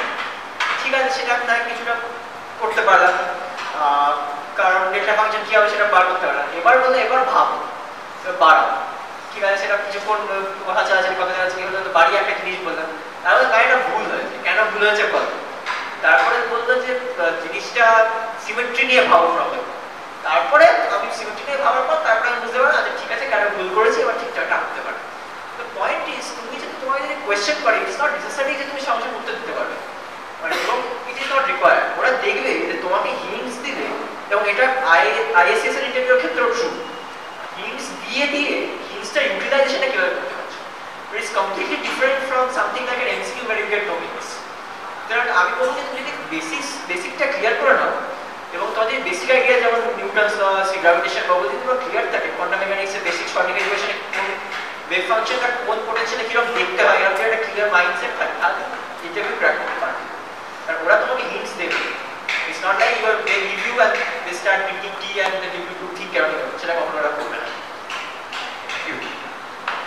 আমি রূপায়ণের গত বছর মানে 2016 মে মাসে আমি কলেজে এখানেই একটা ইয়ে করেছিলাম, ওয়ার্কশপ করেছিলাম, integrated PhD interviews in physics. তো এইরকম কিছু সাইকেলস অফ ইন্টারভিউস আমি মানে সাইকেলস অফ ওয়ার্কশপ আমি কন্টিনিউ করবো, তুই পারলে আসবি। হ্যাঁ, ইন্টারভিউ সম্বন্ধে একটা কথা যেটা আমি বলেছি, সেটা আমি নিজের ক্ষেত্রেই বলছি, আমার মতন হলো না। আমার যেমন ইন্টারভিউ রুমে ঢুকলেই হাত পা একদম ঠান্ডা হয়ে যেত, মনের মতো আপনাদের উপরে পড়ে যেত, হ্যাঁ, একদম নার্ভাস হবে না ইন্টারভিউ। আমি একটা এক্সাম্পল দিচ্ছি, আমাদের এখানকার ছেলে রূপায়ণদের কাছে কৌশিক বলে একটি ছেলে, আইআইএসসি ব্যাঙ্গালোরে, তাকে ঠেলে পাঠানো হয়েছিল, সে জ্যামে 50 র্যাঙ্ক করেছিল, তাকে ঠেলে আইআইএসসি ইন্টারভিউতে পাঠানো হবে। তার রিসেন্টলি তখন 2-3 মাস আগে ব্রেকআপ হয়েছে। সে ওখানে গিয়ে আইআইএসসি তাকে জিজ্ঞেস করেছে যে বলো তোমাকে কিসের থেকে কোয়েশ্চেন করবো। সে স্মার্টলি বললো I recently had a breakup, আমি কিছু পড়ে আসিনি, আপনি যেখান থেকে কিছু জিজ্ঞেস করুন। ওর ওই বডি ল্যাঙ্গুয়েজ আর ওই উত্তর শুনেই আইআইএসসিরা মনে করলো যে না, ছেলেটাকে একটু বাঁচিয়ে লিখতে হবে। তো ও ফিজিক্সটা জানতো না। এবার অরূপ যেটা বললো যে একটা কোয়েশ্চেন করলো, সেটা তো প্রথমেই পারবে না তোমরা, একদম আমি একদম বলেই দিচ্ছি, তুমি প্রথমে ধরে নাও যে আনলেস এন্ড আনটিল তুমি একদম একটা এক্সেপশনাল জিনিস, নইলে তুমি কোয়েশ্চেনটা পারবে না। তুমি তোমার যদি পড়া ভালো থাকে, তোমাকে একটা কোয়েশ্চেন দিল, তুমি ভাবছো হাতে পেনটা নিয়ে, ওরা বললো আচ্ছা ঠিক আছে দেখো তুমি এটা করে দেখো কিনা। ও যেটা বললো যে লিঙ্কটা তুমি ওই লিঙ্কটা ধরে নিয়ে এগোতে পারছো কিনা সেটা বেশি ইম্পর্টেন্ট। তুমি দু একটা লাইন লেখার পরে বলবে হ্যাঁ ঠিক আছে বুঝতে পেরেছি তুমি পারবে, এটা খুব বেশি ইম্পর্টেন্ট। কিন্তু তার জন্য তোমাকে সাবজেক্টটা খুব ভালোভাবে জানতে হবে।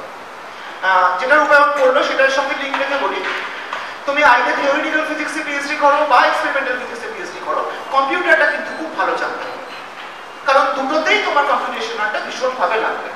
হ্যাঁ, তো তুই খেয়াল করে দেখবি অনেকে ইন্টিগ্রেটেড পিএইচডিতে যাবো কি এমএসসি পড়বো সেইটা নিয়ে যে যারা দ্বিধার মধ্যে থাকে, পিএসসি পড়তে পড়তে একটু খেয়াল করে নিবি যে তোর কি থিওরি পড়তে বেশি ভালো লাগছে, মানে হাতে করে খাতায় অঙ্ক বসতে বেশি ভালো লাগছে, না you are enjoying laboratory work.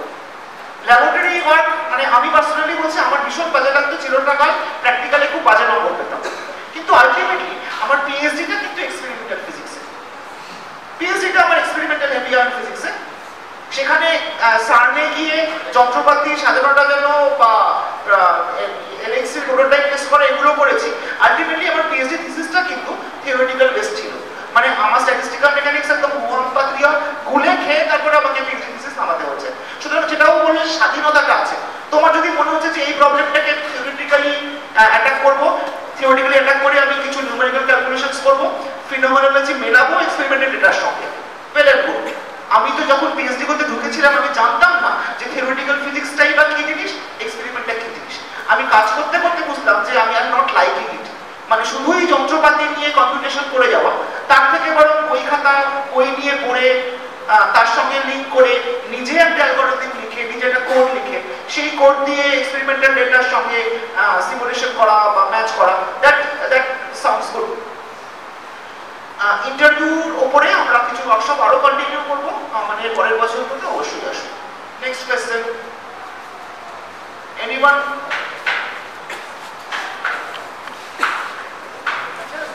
Research atmosphere সেটা আমাদের ইন্ডিয়ার তুলনায় বাইরে কোনটা বেশি চুজ করলে বেটার? ঠিক প্রশ্ন, কারণ আমি বাইরে রিসার্চ অ্যাটমসফিয়ারটা এক্সপিরিয়েন্স করি। যাই হোক, তো যেটা যেটুকু জানি সেটাই বলছি, যে কাল্টিভেশনে অ্যাটলিস্ট রিসার্চ অ্যাটমসফিয়ারটা খুব ভালো বলতে পারি আমি, এবং লোকজন খুবই হেল্পফুল। আর বাইরে যেটা হয় হচ্ছে যেটা হচ্ছে তোমার মানে এখানে বাঙালিরা বেসিক্যালি থাকে বা ইন্ডিয়াতে যারা থাকে তারা স্লো অ্যান্ড স্টেডি কাজ করে, বাইরে তোমাকে কিন্তু পেছন থেকে বোঝানো তাদের হবে আর কি, এটা হচ্ছে ব্যাপার। So that is required for your work. If you want to be pressurized to be able to work, তাহলে তোমার বাইরে যাওয়াটা বেশি দরকার। কিন্তু তবে আর একটা ব্যাপার যে বাইরে আর ইন্ডিয়ার থেকে বেশি ইম্পর্টেন্ট রিসার্চ গাইডটা কি, কারণ কয়েকটা রিসার্চ গাইড আছে যিনি প্রবলেমটা তোমার প্রথম থেকেই ছিল, ঠিক আছে, তোমাকে খুঁজে বার করতে হবে প্রবলেম, তুমি হয়তো কিছু বলতে পারবে না, কিছু ছোটখাটো ইনপুটস দেবে, কিন্তু তোমাকেই তোমার শেষ করতে হবে। তো দিস টু মি অ্যাটলিস্ট আমার কাছে is very difficult for a first time researcher. আর তাই জন্য আমি বাইরে মানে যার কাছে যাবে তার কাছ থেকে ভালো থরলি জেনে নেবে, যেটা স্যার বললেন ভালো করে জেনে যাবে। আমি তাই ইন্ডিয়ার যা দেখেছি আর কি লোকজনকে, তারা বেশি হেল্পফুল হয়, তারা প্রবলেমটা দেয় প্রথমে একটু হেল্প করে, অ্যাটলিস্ট ফার্স্ট প্রবলেমটাতে হেল্প করাটা দরকার, কারণ একটা কমপ্লিটলি নতুন অপুল পাথারে তোমার ফেলে দেওয়া হয়েছে, রিসার্চটা is completely different from study, it's part more challenging বলবো আমি। কিন্তু একবার রিসার্চ অ্যাটমসফিয়ার থেকে রিসার্চ গাইডটা বেশি ইম্পর্টেন্ট। তবে একটা ব্যাপার আমি বলবো যে পিয়ার গ্রুপটা সেটাও ইন্ডিয়ার থেকে বাইরে বেটার, সেটা বলতে পারি। অফকোর্স স্ট্যানফোর্ডের পিয়ার গ্রুপ একটা কাল্টিভেশন পিয়ার গ্রুপ থেকে বেটার করে, সেটা একটা ফ্যাক্ট। কিন্তু একটা ধরো সান দিয়েগোর peer group, university of San দিয়েগোর পিয়ার গ্রুপ আর কাল্টিভেশন পিয়ার গ্রুপের মধ্যে খুব একটা ফারাক হবে না, এটা একটা ফ্যাক্ট। সেই অনুযায়ী তুমি দেখে ও কার কাছে রিসার্চ করতে চাও সেটা দেখে একটু ডিসাইড করো এখানে থাকবে না বাইরে।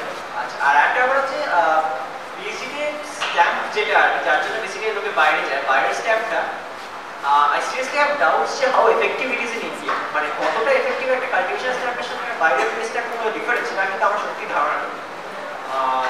তবে আমার যা মনে হয় it's doesn't have to do with anything, it has to do with the nature of your work. তুমি কীভাবে কাজ করবে সেই কাজের নেচারটা কিন্তু তুমি যেখানেই থাকো সেটা তোমার গাইডের উপর, গাইডের উপর। সুতরাং it's ultimately it's the guide, nothing else.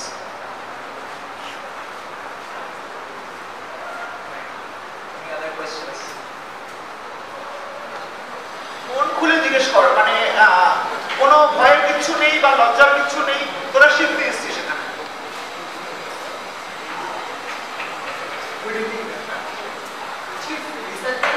Fundamental লকে নিয়ে কাজ করে নাকি কোনো কিছু করে নিয়ে সেটা তার উপরে এগিয়ে যাওয়া আছে? ফান্ডামেন্টাল রিসার্চ এখন প্রায় হয়, যারা করে তারা স্ট্রিং থিওরিস্ট, এবং স্ট্রিং থিওরিস্ট যা কি করে সেটা 90% অফ ফিজিক্স লোকে বুঝতে পারে, এটা একটা পরিষ্কার বোঝা রাখে। এবং আমি পার্থসার যা করবো সেটা বুঝতে পারবো, এটা আগেই বলে দিলাম, তো কিছু করেন। এবার কারণ ফান্ডামেন্টাল ফিজিক্সটা এমন একটা লেভেলে চলে গেছে যে ওটা করতে গেলে তোমাকে অ্যাটলিস্ট 10 বছর পড়তে হবে, তারপরে তুমি পিএইচডি করার সময় আমি বলবো যে it is for mediocre students.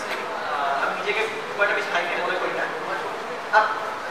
But still যে একটা কন্ডেন্স ম্যাটার ফিজিক্স বা হাইড্রোজেন ফিজিক্স যে একটা অলরেডি এক্সিস্টিং একটা সুজির ওপর কাজ করে, মানে সুজি মানে হচ্ছে সুপার সিমেট্রিক থিওরি, এসবের ওপর কাজ করে, একটা অলরেডি এক্সিস্টিং থিওরিকে এগিয়ে নিয়ে যাওয়া is far easier and is far more insightful directly starting from fundamental theory. মানে একজন রিসার্চ করে সেই কাজটাকে আরো এগিয়ে নিয়ে যাবে। এক্স্যাক্টলি, সেটা এখন মেন, সেটাই রিসার্চ চিরকাল সেটাই মেন কাজ ছিল। আইনস্টাইন বা ফার্মি যারা করে তাদের নাম আগে কেন হয়েছে, তারা একটা বিশাল কাজ করেছে বলেই ওইটা হয়েছে, ওটা সবাই করতে পারে, তারা ফান্ডামেন্টাল যে কাজগুলো করে তাদের নামটাই প্রথমে আছে সেটা ঠিক, কিন্তু সবাই ফান্ডামেন্টাল কাজ প্রথমেই শুরু করে দেয় এরকম। ফাইনম্যানও কিন্তু প্রথমে শুরু করেনি ফান্ডামেন্টাল কাজ, উনি করেছিলেন করতে করতে করতে করতে উনি একটা পয়েন্টে এসেছিলেন, তারপরে একটা ফান্ডামেন্টাল কাজ করেছে। তো তোমাকে সেটা আস্তে আস্তে তোমার নিজের যত তুমি ছোট ছোট কাজ করবে তত তোমার আন্ডারস্ট্যান্ডিংটা বাড়বে, তারপরে তুমি কিছু প্যাটার্নস দেখতে পাবে, সেই প্যাটার্নসগুলো দেখতে দেখতে তুমি আচ্ছা এই ফান্ডামেন্টাল প্রবলেমটাকে আমি এটা দিয়ে ট্যাকল করতে পারি, তারপরে তুমি ওটা দিয়ে ট্যাকল করতে পারো। সো আমি বলবো যে রিসার্চের 80% কাজটা হচ্ছে আগে যাওয়া সেটাকে এগিয়ে নিয়ে যাওয়া, আর বাকি 20% ফান্ডামেন্টাল। তুই অভিজিৎ, তুই এটা ভাবিস না যে তুই প্রথমে ঢুকেই এমন রিসার্চ করে ফেলবি যে সেটা উচ্চ মাধ্যমিক বা বিএসসি টেক্সট বুকে ঢুকে যাবে। হ্যাঁ, টেক্সট বুক লেভেলের রিসার্চ কিন্তু এখন মানে at the early stage of research সেটা কিন্তু সম্ভব না। ও যেটা বললো তুমি অল্প স্বল্প কাজ দিয়ে শুরু করো, অল্প স্বল্প কাজ দিয়ে শুরু করো। আরেকটা ব্যাপার আমি একটু দিতে চাই, সেটা হচ্ছে যে অনেকের একটা প্রশ্ন থাকে, বিশেষ করে ফ্যামিলি প্রেশার বা চাকরি বাকরি পেতে হবে এটা নিয়ে। আমি এটার ব্যাপারে আরেকটা জিনিস যোগ করতে চাই। দেখ, চাকরি বাকরির বাজার কিন্তু আছে। হ্যাঁ, তুই যদি একটা পিএইচডি এবং একটা ভালো পোস্টডক নিয়ে দেশে ফিরিস তাহলে কিন্তু চাকরি বাকরির বাজার আছে। প্রত্যেকটা স্টেটে একটা করে নতুন আইআইটি খুলছে, প্রত্যেকটা স্টেটে আইজাব খোলার প্ল্যান আছে, প্রত্যেকটা স্টেটে দুটো করে এনআইটি খোলার প্ল্যান আছে। সুতরাং ভালো স্টুডেন্টদের কিন্তু মানে পিএইচডি করা বা পোস্টডক করা ভালো স্টুডেন্টদের চাকরি বাকরির অভাব কিন্তু এই বাজারে খুব একটা হবে না। হ্যাঁ বল। পিএইচডি কিন্তু প্রায় একটা ফুল টাইম জব। হ্যাঁ, আমরা এখন 32,500 টাকা করে পার মান্থ পাই 5 বছর ধরে, that is a equivalent job. আমি সেটা পাই সেটা আলাদা ব্যাপার, সেটা এসপিএম যেহেতু ফ্যাক্ট মানের জন্য তাদের 37,000 সামথিং, বাট জেনারেলি 32,500 করে উইথ এইচআর এটা বলছি পাওয়া যায়। সুতরাং for 5 years that is a pretty much big sum. যদি জমানো থাকে তো তুমি মানে বাবা মাকে অ্যাটলিস্ট ঠান্ডা রাখতে হবে যে আমি এখন কিছু করছি, কত টাকা পাওয়ার দরকার নেই। আমি যখন রিসার্চ করতে ঢুকেছিলাম 2,500 টাকা পেতাম, আর এখন সেখানে ওরা 32,500, মানে ও যায়। আর কিছু আমি বলবো না। পরে next question please, next question. আচ্ছা, ইলেকট্রনিক্সের উপর রিসার্চে কোনো স্কোপ আছে? সেই স্কোপ আছে। আর তাছাড়া ইন্ডিয়াতে কোথায় ঘটেছে বা বাইরেই বা কোথায় ঘটেছে? দেখো, ইলেকট্রনিক্স কিন্তু এক্সপেরিমেন্টে সব জায়গায় থাকে। যে কোনো এক্সপেরিমেন্টের দাম তোমার এই ইয়েতে বলে ওই হাবা বিআরসি ওখানে ইলেকট্রনিক্সের বিশাল ছিল। এবং তোমার ইলেকট্রনিক্স ভালো লাগে you are further ahead than the crowd, because electronics কিন্তু 99% ভালো লাগে না, ইনক্লুডিং মি। ঠিক আছে, তাই জন্য you have a very little competition. ঠিক আছে, মানে ইঞ্জিনিয়াররা ঠিক আছে, হাবা ফাবাতে কিন্তু একটা ইয়ে ফিজিক্স নর্মাল ফিজিক্সের দাম কিন্তু ইঞ্জিনিয়ার থেকে তাহলে বলো যে ইলেকট্রনিক্সে অ্যাজ সাচ এমএসসি করতে গেলে এটা কোথাও সেটা আমি বলতে পারছি না, আমি আর জানি না, কিন্তু পিএইচডি স্কোপটা আছে। এমএসসি করতে গেলে আমার জানতে পারে তোমার যাওয়া উচিত আইআইটি, ওখানে যে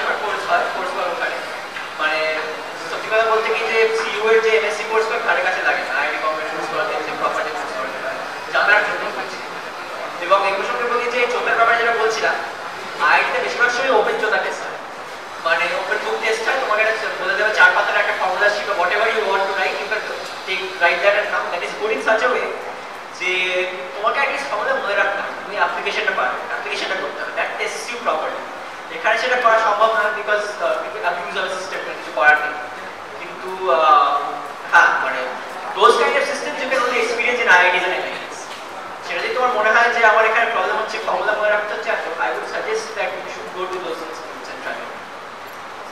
আর আন্ডারগ্র্যাজুয়েট কোর্সের সময় বিভিন্ন প্রজেক্ট যেগুলো হয় সেগুলো কি করার বেনিফিটস কি আছে?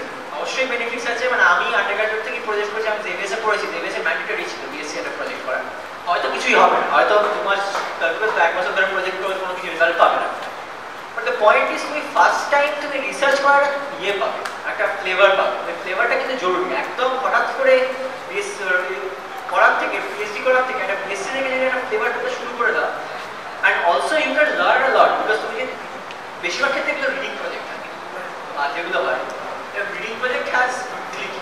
Look at how utility. There's a lot of utility.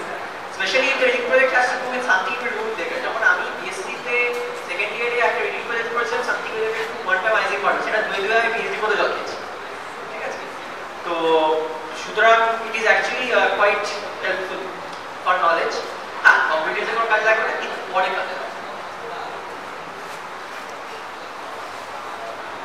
Electronics ভালো লাগে পাইপ তুলে দিবি না আমি ইয়ে করে বলছি মানে কোনো রকম মানে রাগ না করেই বলছি এটা অবশ্যই খুব ভালো মানে আমি যেমন সবসময় মানে ইলেকট্রনিক্স আমার ভালো লাগে না বলে আমার কলেজের ম্যাক্সিমাম ছেলে মেয়েদের মধ্যে মানে ওটা মানে প্রায় ঢুকিয়ে দিয়েছি আর কি যে ইলেকট্রনিক্স পড়ে কীভাবে হবে পাঠ্যক্রমে চেঁচিয়ে উঠবে তবে যদি কেউ সত্যি কথা ভালোবেসে পড়ে না তার জন্য অনেকই আছে মানে আমি সিইউর একজনকে জানি তিনি ন্যানো লেভেলে চিপ লেভেলে কাজ করে এসেছেন সুতরাং প্রচন্ড ভালো স্কোপ আছে এবং ও যেটা বললো মানে কম্পিটিশনটা অনেকটা কমে যাবে তোর যদি ফান্ডামেন্টাল ইলেকট্রনিক্সটা ব্যাপারটা ধারণাটা খুব পরিষ্কার থাকে তুই যদি ইলেকট্রনিক্সের অঙ্কটা ঠিক মতো বুঝে টুঝে করতে পারিস যেমন আমার ওই এখনো ওই শূন্যে ইসিসি ভাসছে ওই দেখলেই ওই অঙ্ক দেখলেই আমার এখন অব্দি শরীর খারাপ লাগে মানে কিছু পারি ইলেকট্রনিক্স আছে তো যে কোনো জায়গায় তো ফিজিক্সে যে কোনো জিনিস ইলেকট্রনিক্স হোক বা কন্ডেন্স ম্যাটার হোক বা নিউক্লিয়ার ফিজিক্স হোক যে কোনো জায়গায় যাবে সেটা যদি তো মানে বেসটা খুব পরিষ্কার থাকে তাহলে কিন্তু ব্যাপারটা ভালো হয়ে যাবে আমাদের তুই মনে হয় জয়পুরিয়া তো সিইউতে না প্রজেক্ট করার একটা চাপ আছে মানে আমাদের পরীক্ষা সিস্টেমটাই এমন মানে পরীক্ষার পরে টাইম থাকে না তারপরে প্র্যাকটিক্যাল পরীক্ষা হয় তারপরে ঢুকে যেতে হয় রিডিং প্রজেক্টটা করা কিন্তু মানে একটা মানে চান্স আছে মানে তুই যদি ব্যালেন্স করতে পারিস মানে তুই যদি মনে কর তোর পড়াশোনার সঙ্গে সঙ্গে তুই যদি করতে পারিস তুই মনে কর যে কোনো একজন গাইডের কাছে গেলি গিয়ে তুই বললি যে আমি আপনার কাছে প্রজেক্ট করবো ছোটখাটো একটা প্রজেক্ট হাউ এভার স্মল কিন্তু একটা মানে সাবস্টেন্সিয়াল অ্যামাউন্ট তোকে পড়াশোনা করতে হবে রিডিং প্রজেক্ট যেটা নতুন কিছু নয় কিন্তু একটা ফান্ডামেন্টাল জিনিস মনে কর সেটাকে তুই পড়লি পড়ে কিছু প্রবলেমস করলি সেটাকে প্রজেক্টটাকে প্রেজেন্ট করলি কোনো রকম ভাবে সেটা তোর কাছে অ্যাসেট হয়ে থাকবে এবং তুই সেটা যে কোনো ইন্টারভিউতে শো করতে পারবি যে আমি আন্ডার গ্রাজুয়েশন আমারও ইলেকট্রনিক্স থেকে ভালো লাগে আচ্ছা ভালো কথা ফিজিক্সের ইলেকট্রনিক্স আর engineering electronics and communication engineering এগুলোর মধ্যে ডিফারেন্সটা কোথায় আর বিএসসি কমপ্লিট করার পর যদি পিওর সায়েন্সে থাকার ইচ্ছা না থাকে তাহলে কি সেখানে ইঞ্জিনিয়ারিং ইলেকট্রনিক্স যাওয়া সিইউতে বিটেক আছে এরপরে সিইউতে ইনফ্যাক্ট বিটেক করা যায় এবং আমার এক বন্ধুও করেছে ন্যানো ইলেকট্রনিক্স ভুলে গেছি সিইউতে বিটেকটা খুব ভালো তারপরে এমটেক করতে তুমি গেট দিয়ে বেরিয়ে যাও হ্যাঁ আইটি বাংলা তো ইনটেকটা আছে ন্যানোতে তবে কোথায় বিএসসি পরে ওরা নেয় না বিটেক জানেন না তাহলে হ্যাঁ একটা ইন্টিগ্রেট এক্স্যাক্টলি ভুলে গেছিলাম আইআইটি বম্বে বা কয়েকটা জায়গায় একটা ইন্টিগ্রেটেড এমএসসি এমটেক আছে ঠিক আছে উইচ ইনক্লুডস ন্যানো ইলেকট্রনিক্স ঠিক আছে তো সেইগুলো জ্যাবকে যাওয়াটা যদি ইলেকট্রনিক্স ভালো লাগে that is a very good place to go এবং আমার কয়েকজন বন্ধু ওখানে পড়ে এবং 4 বছরের কোর্স ওটা 4 ইয়ার্স কোর্স অ্যান্ড ওদের অনেক কিছুই পড়ে ওদের অনেক ক্লাসই আর কি যারা এমটেক নর্মালি করছে তাদের সাথে করতে হয় এবং যদি বুঝতে পারছো আইআইটি থেকে এমটেক থেকে করতে আলাদা ব্যাপারটা the degree also carries a lot of weight so you can easily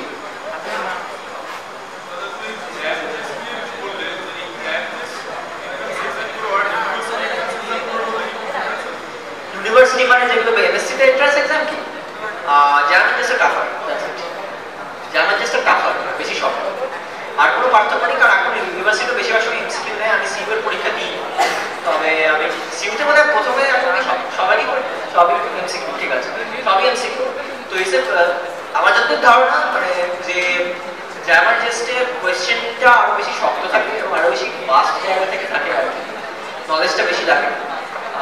otherwise যদি তুমি জার্মান টেস্ট ক্র্যাক করতে পারো, সিইউ ক্র্যাক করার কোনো ব্যাপার নেই, সিইউ বা তোমরা ওই এন্টুটা থাকতে হবে, কারণ পরীক্ষাটা আমাদের অগস্ট আর মেতে, ততদিন আর আমাদের কারোরই এন্টু থাকে না, কেউ সবাই পড়াশোনা ছেড়ে দেয়, তাই জন্যই মেন খারাপ জিনিসটা হয় যাদের হওয়ার আর কি।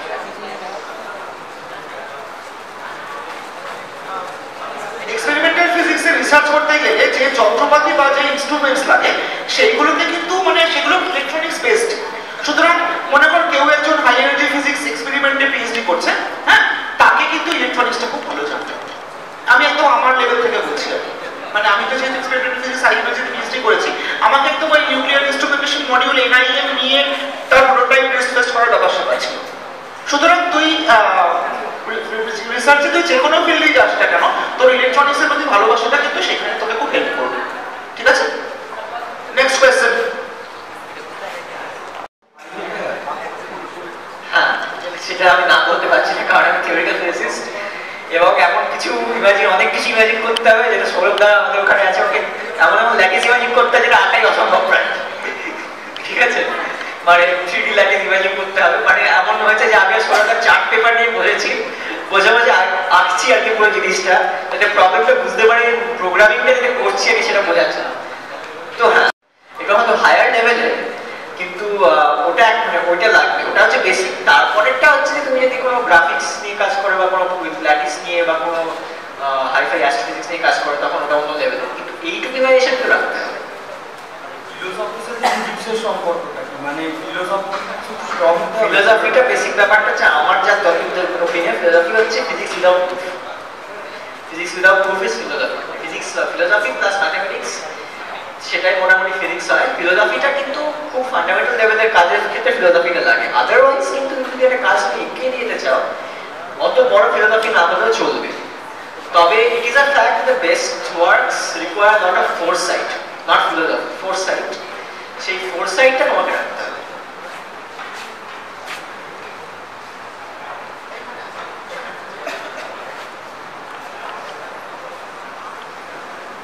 বলছি থার্ড ইয়ারে আমাদের প্রোগ্রামিং শিখিয়ে হয়, তো আমাদেরকে বলছিল থার্ড ইয়ারে সময় কম বলে মানে একটা প্রবলেম। প্রোগ্রামিং তুমি ফার্স্ট ইয়ার থেকে শেখা শুরু করো।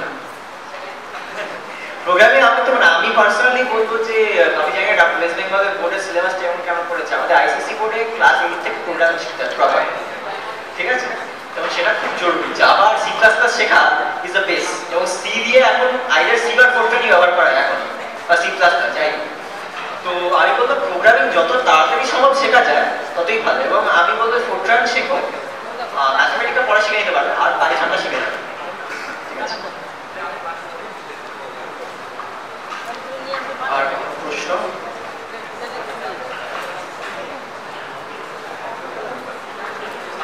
আর কারোর কোনো কোয়েশ্চেন আছে? হ্যাঁ,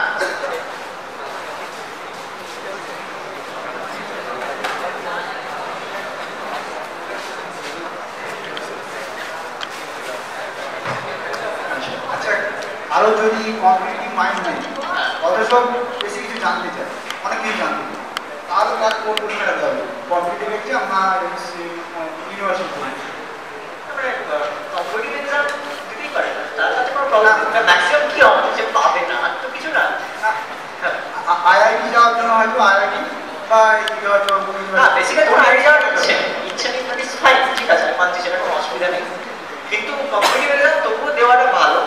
এবার তারপরে দেওয়ার পরে ধরো তুমি যেটা আমি বলবো, যেটা আমি এখানেও বলেছি, যে আইআইটিতে একটা জিনিস তুমি পাবে, যেটা তুমি এখানে কতটা ভালো করে ক্লিয়ার করবে। এটা সত্যি বলতে গেলে আইআইটি বম্বে বা আইআইটি কানপুর ওইসব জায়গায় বা খড়গপুর যে কোনো জায়গায় ক্লাস 12-এর পর কিন্তু একটা ক্রিম অফ স্টুডেন্টস চলে যায়, এটা একটা ফ্যাক্ট।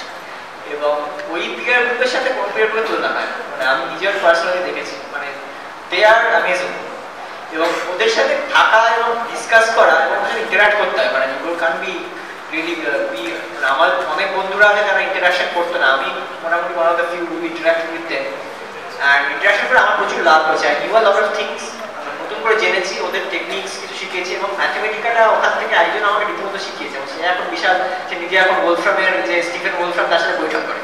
ঠিক আছে, তো সে আমাকে অনেক ম্যাথমেটিক্যাল শিখিয়েছে। তো দে আর পিপল লাইক দ্যাট। সেই কারণে বলবো যে কম্পিটিটিভ মাইন্ডসেট না থাকা সত্ত্বেও পিয়ার গ্রুপটা যদি তোমার কাছে ইম্পর্টেন্ট হয় বা তোমার মনে হয় যে পিয়ার গ্রুপের থেকে আমি কিছু শিখতে পারবো, তাহলে তোমার ওই ক্লাব জায়গায় যাওয়াটা দরকার। তবে ইট ইজ ফ্যাক্ট যে তোমার যদি মনে হয় যে ঠিক আছে আমি না পেলে আমার কিছু হবে না, নিজের কাজই করতে পারবো আমি এক্সেট্রা এক্সেট্রা, কোনো অসুবিধা নেই, then it is fine, you can still take the exams, এক্সামগুলো দাও, সেটাতে কোনো অসুবিধা নেই, বাট তোমার যাওয়াটা অতটা জরুরি না। না আমি বলতে চাইছি যে আইআইটিতে বেশি জানা যাবে না ইউনিভার্সিটিতে বেশি জানা যাবে? আইআইটিতে শিওর। তাহলে আইআইটিতে কম্পিটিটিভটা কেমন আছে? কম্পিটিটিভ তো মাইন্ড থাকবে না স্যার, বেশি জানা যাচ্ছে যে না, কে বলবে বেশি জানার সময় কম্পিটিটিভ মাইন্ডসেটের তো কোনো মিউচুয়ালি এক্সক্লুসিভ নয়, সেটাই একটা কম্পিটিটিভ ভুল ধারণা। আমার নিজের ভয়ঙ্কর কম্পিটিটিভ মাইন্ডসেট, ঠিক আছে, কম্পিটিটিভ মাইন্ডসেট মানে কিন্তু একে অন্যকে হেল্প করছি না সেটা কিন্তু নয়, সেটা একটা কমপ্লিটলি যেটা bad competition. But a healthy competition যেটা হয় সেটা হচ্ছে সবাই সবাইকে হেল্প করছে এবং they are helping each other grow, that is what a healthy competition is like, ঠিক আছে। কম্পিটিশন মানে কি তোমার মানে আসলে ব্যাপারটা হচ্ছে আইআইটি যে কোয়েশ্চেনগুলো দেয় সেটা যত বেশি তুমি জানবে তত ভালো তুমি করতে পারবে, ঠিক আছে। That automatically makes it that কম্পিটিশনটা আর জানাটা automatically becomes equivalent to each other, equivalency, ঠিক আছে। আর সিউতে বললাম কেন বেশি জানবে মানে কম জানতে ক্ষেত্রে, কারণ সিউয়ের কোয়েশ্চেনটা যা পড়ায় তার থেকে আসে, ঠিক আছে। আইআইটি কোয়েশ্চেন মানে এটা একটা জোক আছে, আইআইটি পড়াবে হচ্ছে ভাত ডাল, ক্লাসের অ্যাসাইনমেন্ট দেবে হচ্ছে তার সাথে বেগুন ভাজা, আর আলটিমেটলি পরীক্ষা আসবে বিরিয়ানি বানাতে, ঠিক আছে। তো এবং সেটাকে রীতিমতো ভাবতে হবে, ভেবে তোমাকে বার করতে হবে, আর ভাবতে পারবে একমাত্র তখনই যখন তুমি একটা vast number of problems already করেছো এবং অনেকটা জানো, ঠিক আছে। তো সেই দিকতেই হয় এবং তারপরে হঠাৎ করে দেখবে এই প্রবলেমটা অ্যাকচুয়ালি শক্ত ছিল না, উনি জাস্ট একটা টুইস্টেড করে দিয়েছেন। এবং আইআইটির একটা ব্যাপার আছে যে প্রবলেম যে পরীক্ষা যেগুলো আসে that is almost equivalent to research problems. তার কারণটা হচ্ছে ওরা তোমাকে হিন্টস দেবে পরপর, একটা কমপ্লিটলি আসলে তোমাকে হিন্টস দিয়ে দেবে, সেগুলো তোমার হিন্টসগুলো ইউজ করে তোমার প্রবলেমটা করতে হবে এবং যত ভালো করতে হবে তত বেটার তোমার পজিশন হবে কম্পিটিশনে, আর যত বেটার পজিশন হবে competition that is already dependent on how much you know, so it's not mutually exclusive. IIT যে ব্যাপার ওখানে নাকি খুব টেকনিক্যাল জিনিসগুলো শেখে, পরে ওদের থিওরিটিক্যাল টেস্ট অনেক কমে যায়, কমপ্লিটলি ভুল ধারণা। ওরা নেট ওরা কম পায় না, মানে নেটটা অনেক কম পায়। আমি তো আইআইটি বোম্বের স্টুডেন্ট, এই যে আইআইটি গৌহাটি স্টুডেন্ট দুজন সবাই নেটটা কম পায়, তার কারণটা হচ্ছে যে বেসিক্যালি দেখো আইআইটি তো আমাদের সবসময় পড়াশোনার মধ্যে থাকতে হবে, ঠিক আছে।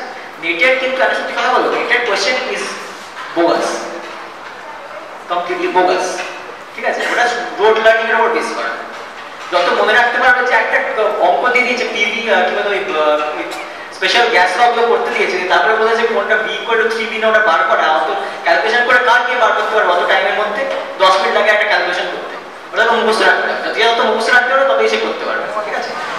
That is the only reason which IIT people don't get into net, মানে যতটা পারে। এবার আমার ক্ষেত্রে একটা সুবিধা হয়েছিল যে আমি এত প্রবলেম করেছি যে I know the answer to most of them, ঠিক আছে, তাই না আমার সেটা সুবিধা হয়েছে। সেটা তুমি যদি করো সেটা তোমার সুবিধা। নেটটা দেখো, আমি net is essential for PhD, ঠিক আছে, but net is not a good idea to get about how much intelligence or how good you will be at research. In fact, this is probably the worst parameter, ঠিক আছে। নেটের থেকে তার থেকে জ্যামের, এখন জ্যামের পরীক্ষা আমি যাই না, আগে আমাদের জ্যামের সাবজেক্টিভ পরীক্ষা হতো, those exams are the best, একটা কোয়েশ্চেন থাকতো যেখানে আমার লিখতে হতো প্রপারলি, তো সেইগুলোই। এবার টেকনিক্যাল অ্যাসপেক্টে দেখো, ইঞ্জিনিয়ারিং বলতে তুমি ভাবছো যে ইঞ্জিনিয়ারিং বলতে টেকনিক্যালের ব্যাপারটা ভাবছো, তো কোর্স ওয়ার্ক কিন্তু এমএসসি আর ইঞ্জিনিয়ারিং আলাদা কোর্স ওয়ার্ক হয়, ঠিক আছে, but anybody can take any courses. So what happens there is engineering স্টুডেন্টসরা কিন্তু আমাদের যেমন আগে যেমন ইঞ্জিনিয়ারিং ফিজিক্স বলে আছে, তারা যে কোর্স করে আমরা কিন্তু সেই কোর্সগুলোই করেছি, মানে এমএসসি তে। ওরা বিএসসি ভাবে দেখো, ওরা বিটেক করছে, ওরা কিন্তু আমাদের এমএসসি পিএইচডির কোর্স সবই কোর্স করছে, ঠিক আছে। তো আমি জানি না এটা থেকে এসছে যে রোড লার্ন মানে ওটা বেসিক্যালি টেকনিক্যালটা জানি, বাট আমি এটুকু বলতে পারি ইটস কমপ্লিটলি রং। আরেকটা একটা মাত্র একটা জ্যাম প্রবলেম সলভ করছে, জ্যাম প্রবলেমটা 4টা ABCD 4টা অ্যান্সার আছে, ঠিক আছে। এবার জ্যামের প্রবলেমটা সলভ করলে একটা অ্যান্সার মিলে যাবে, ঠিক আছে। তাহলে ওই 3টে প্রবলেমের মানে অ্যান্সার, 3টে অ্যান্সার বলো না কেন, বা 3টে হবে 3টে অ্যান্সার, তুমি কোনটা কোনটা ভুল করলে 3টে অ্যান্সার মিলে যাচ্ছে এটা চেক করতে বলছেন, না এটাকে বলছেন যে আমি এটাকে আলাদা আলাদা আরো আমি কিরকম হতে পারে, একটা স্ক্রিন লাগানো আছে সেখানে আমি আলাদা কিছু করে দিচ্ছি বা আদার্স কিছু প্রবলেমটাকে মডিফাই, হ্যাঁ। অন্য তিনটে চেক করার দরকার নেই, একটা কারণটা হচ্ছে অন্য তিনটে চেক করা কি হয় সেটা নিজের ক্যালকুলেশনে ভুলে হবে, আর কোনো ভুলে হওয়ার দরকার নেই unless it's completely dimensional radiation. তাই বলবো যে একটা প্রবলেম, একটা ইলেকট্রিক্যালের প্রবলেম ম্যাগনেটিকে কিভাবে একই রকম ভাবে করা যায় ওটা ভাবাটা অনেক বেশি ইম্পর্টেন্ট। তাহলে এটা বাকি স্যার কি মতামত এটার ব্যাপারে বাট হয়ে যাবে আমার মতামত।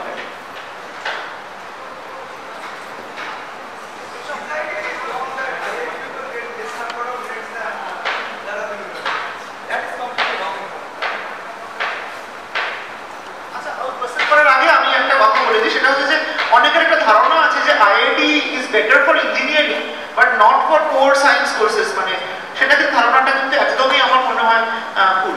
কারণ আইআইটিতে you have the best friends who go to teach there না।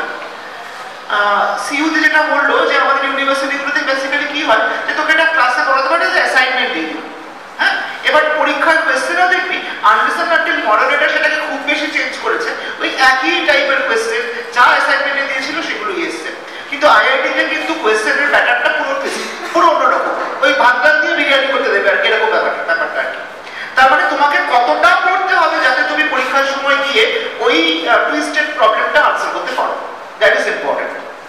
ঠিক আছে, সিইউতে কোয়েশ্চেনের স্ট্যান্ডার্ডগুলো কিন্তু বিএসসিতেও যেরকম এমএসসিতেও সেরকম ওই অ্যাসাইনমেন্টের মধ্যেই আসবে। হ্যাঁ, নেক্সট কোয়েশ্চেন প্লিজ। আচ্ছা, আমার একটা টেকনিক্যাল কোশ্চেন। আচ্ছা, কোয়ান্টিটেটিভ না হলেই হলো, that is not enough to explain the results এর এক্সপেরিমেন্ট। ঠিক আছে, তার সঙ্গে আরেকটা যদি যোগ বিয়োগ করতে হচ্ছে সেটাকে ওরা স্পিন বলেছে, but that is just a terminology যে ওটা একটা spin, that is also an angular momentum, but it cannot be মানে represented যেহেতু এটা পুরো অ্যাঙ্গুলার মোমেন্টাম অলরেডি ছিল L operator, instead of changing it to a completely new operator they decided to make it L plus X. But it is also an angular momentum, it has also eigenvalues, eigenvectors, and it is and later you will see it is what defines the statistics of a system. ঠিক আছে, মানে it is a very তুমি বলতে পারো আপাতত তুমি বলতে পারো যে mathematical tool, it's mostly a mathematical tool. In fact quantum mechanics বোঝা মানে as such understand করার থেকে ওটাকে ম্যাথমেটিক্যাল টুল হিসেবে বেশিরভাগটা নেওয়াটা বোঝাটা অনেক সহজ, because যেহেতু কোনো ক্লাসিক্যাল অ্যানালগ নেই, মানে our imagination can only do so far. আচ্ছা, আমি একটু অ্যাড করছি ওর সঙ্গে, সেটা হচ্ছে যে তুই যেটা স্পিন জানতে চাইলি না, স্পিনটা হচ্ছে একটা এলিমেন্টারি পার্টিকেলের ইন্ট্রিনসিক প্রপার্টি। যেমন মনে কর একটা ইলেকট্রনের একটা মাস আছে 9.1 × 10⁻³ কেজি, চার্জ 1.6 × 10⁻19 কুলম্ব, তেমনি ওই গ্রাউন্ড স্টেটে ওই h×2 ওইটা যেন ওটার ভেতরে কেউ যেন ঢুকিয়ে দিয়েছে। এবার তোকে যদি আমি বলি মাস কোত্থেকে এলো, চার্জ কোত্থেকে এলো, exactly in the same way স্পিনটাও সেরকম কোত্থেকে এলো, আনলেস আনটিল তুই একদম হার্ডকোর কোয়ান্টাম মেকানিক্সে ঢুকে পড়ছিস, ওটা যেন দিয়ে ওটার মধ্যে অলরেডি আছে। এখন মাস তো এখন যারা জানে যে তারা জানে যে মোটামুটি ওই হিগস মেকানিজমে মাস তৈরি হয়, আমার স্পন্টেনিয়াস সিমেট্রি ব্রেকিং এর জন্য ওই প্রত্যেকটার মধ্যে একটা করে চার্জ এসছে। Exactly in the same way তুই যখন কোয়ান্টাম মেকানিক্স পড়বি তুই দেখবি এই বিশ্ব ব্রহ্মাণ্ডে যাবতীয় যত পার্টিকেল আছে প্রত্যেকটা পার্টিকেলকে আমি দুটো ক্লাসে ভাগ করে ফেলতে পারছি, একদম বোসনিক পার্টিকেলস যাদের স্পিন ইন্টিগ্রাল এবং ফার্মানিক পার্টিকেলস যাদের স্পিন হাফ ইন্টিগ্রাল, এগুলো যেন অলরেডি ওদের মধ্যে রয়ে গেছে। কারণটা কিন্তু জানতে গেলে তোমাকে আরেকটু ডিপে কোয়ান্টাম মেকানিক্সে ঢুকতে হবে। ঠিক আছে, নেক্সট কোয়েশ্চেন। আচ্ছা, আমরা তো মানে যে কোনো জায়গায় পিএইচডি যখন করতে যাব তখন তো মানে বিভিন্ন রকম স্ট্রিম আছে, আলাদা আলাদা বিভিন্ন রকম ভালোবাসার জায়গা আছে, ভালোবাসার জায়গাটা ছাড়া ওখানে কি এরকম কোনো কোয়েশ্চেন ফেস করতে হবে যে যে স্ট্রিমে যাবো সেই স্ট্রিমটার ব্যাপারে জানতে হবে যে সেই স্ট্রিমের রিসার্চটা কেমন হচ্ছে, মানে আরবিট্রারি স্ট্রিমে যেতে পারবো কি, মানে যে স্ট্রিমের রিসার্চ হচ্ছে লাভ কীরকম হবে, আর মানে পিএইচডি করে কতটা লাভ হবে এরকম হবে? ঠিক কোয়েশ্চেন বুঝতে পারবো, যতটা বুঝছি সেটা বলছি। সেটা হচ্ছে যে পিএইচডি করার আগে আর মানে এমএসসির যে টাইমটা ওটা হচ্ছে তোমার টাইম বোঝার জন্য কোনটা তোমার ভালো লাগছে, মানে এক্স্যাক্টলি কি বলতে পারো তোমাকে ভালো লাগার একটা ব্যাপার আছে। ঠিক আছে, প্লাস মানে যদি আমি পিএইচডি পর বলছি, পিএইচডি পর আর তুমি স্ট্রিম চেঞ্জ করতে পারো না, বলছো পিএইচডি পর না, পিএইচডি পর যদি আমি ওই স্ট্রিমেই থাকতে চাই, মানে কোনো প্রফেশন আছে, বলছি যে কোনো একটা স্ট্রিমের রিসার্চ পর কিরকম হচ্ছে, তার প্রফেশনটা কিরকম হচ্ছে সেই অনুযায়ী যাওয়া হচ্ছে, সেই অনুযায়ী যাওয়া হচ্ছে না এই অনুযায়ী যাওয়া এটা।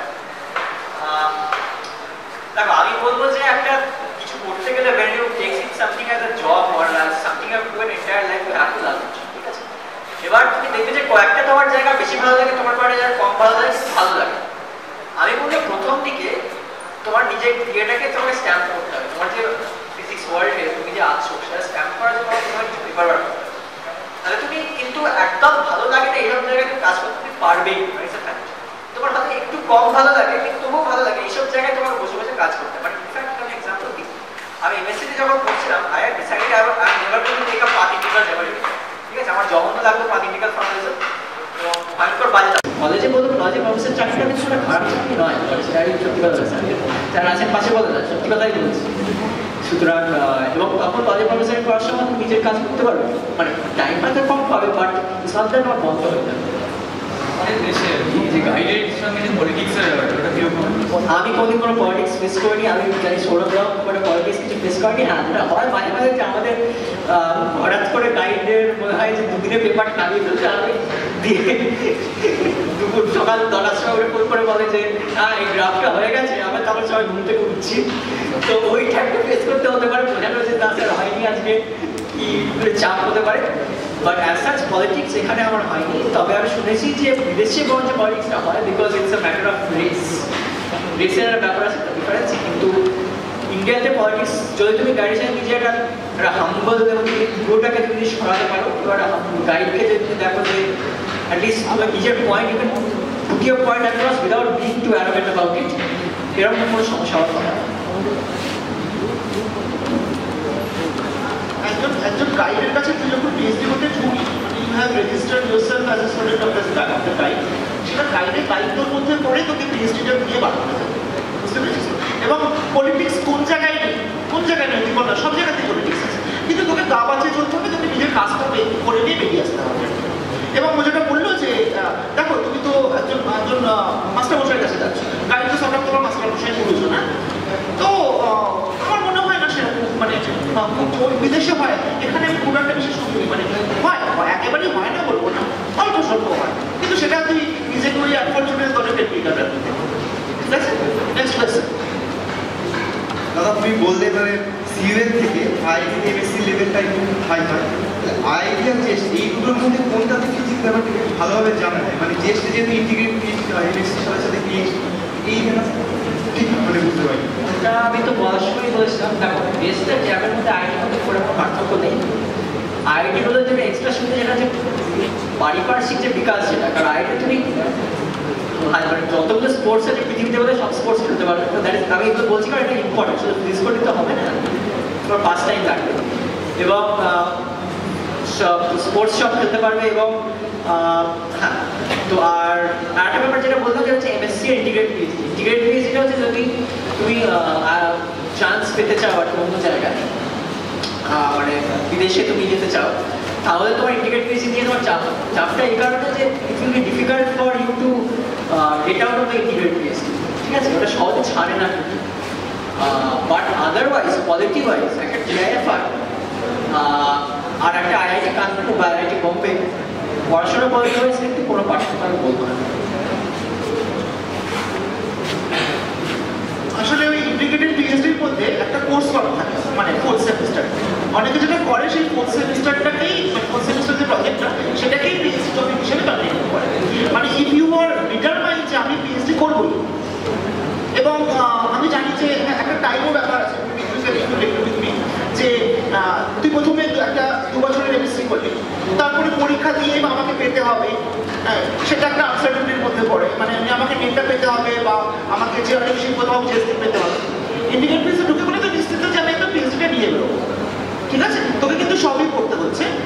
তোর লাস্ট মনে কর কারোর যদি ইলেকট্রনিক্স ভালো না লাগে, তাহলে তুই সেটাকে না অফ করে তুই একটা নিজের পছন্দের মতো মনে কর তুই ফিল্ড থিওরি করবি, এবং ফিল্ড থিওরি করে তখন মনে করতো সেটাকেই হাইড্রোজেন ফিজিক্সের একটা ইয়ে হিসেবে তুই এমএসসি প্রবলেম হিসেবে কন্টিনিউ করলি, টাইমটাও একটু কম লাগে। ঠিক আছে, কোয়ালিটি ওয়াইজ কিন্তু মানে জ্যাম এবং টেস্টের থ্রু দিয়ে আমি যেখানে যাচ্ছি খুব একটা তফাৎ নেই, মোরালি সেম। Next question. আমার জিজ্ঞেস করেছি সেটা হচ্ছে যে হোমওয়ার্ক বেসিসে আমরা সেই হোমওয়ার্ক জিনিসটা স্কুল থেকে পেয়ে আসছি, তো যেহেতু পিএইচডিতে একটা সার্টেন প্রবলেম দিলে সেটাকে সলভ করতে পারছি 4 বছর বা টাইম লাগবে, তো ওইটার জন্য কি সার্টেন হোমওয়ার্কস দেওয়া হয়, guide homeworks varies from guide to guide, but generally আমার ক্ষেত্রে যেটা হয় সেটা হচ্ছে যে একটা পার্টিকুলার particular problem acting করে then I go to it, we discuss, we decide which path we should take for solution of the problem. এবার হোমওয়ার্কে যেমন ধরো 10টা কোশ্চেন থাকে, এখানে 10টা কোশ্চেনই ফর সলভ দ্য প্রবলেম, তার থেকে বেশিও থাকতে পারে।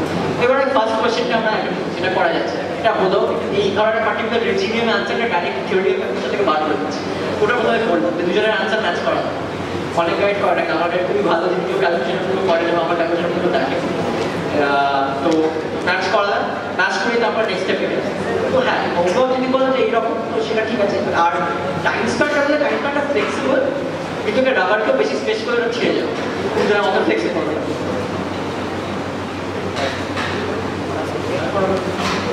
Any more question?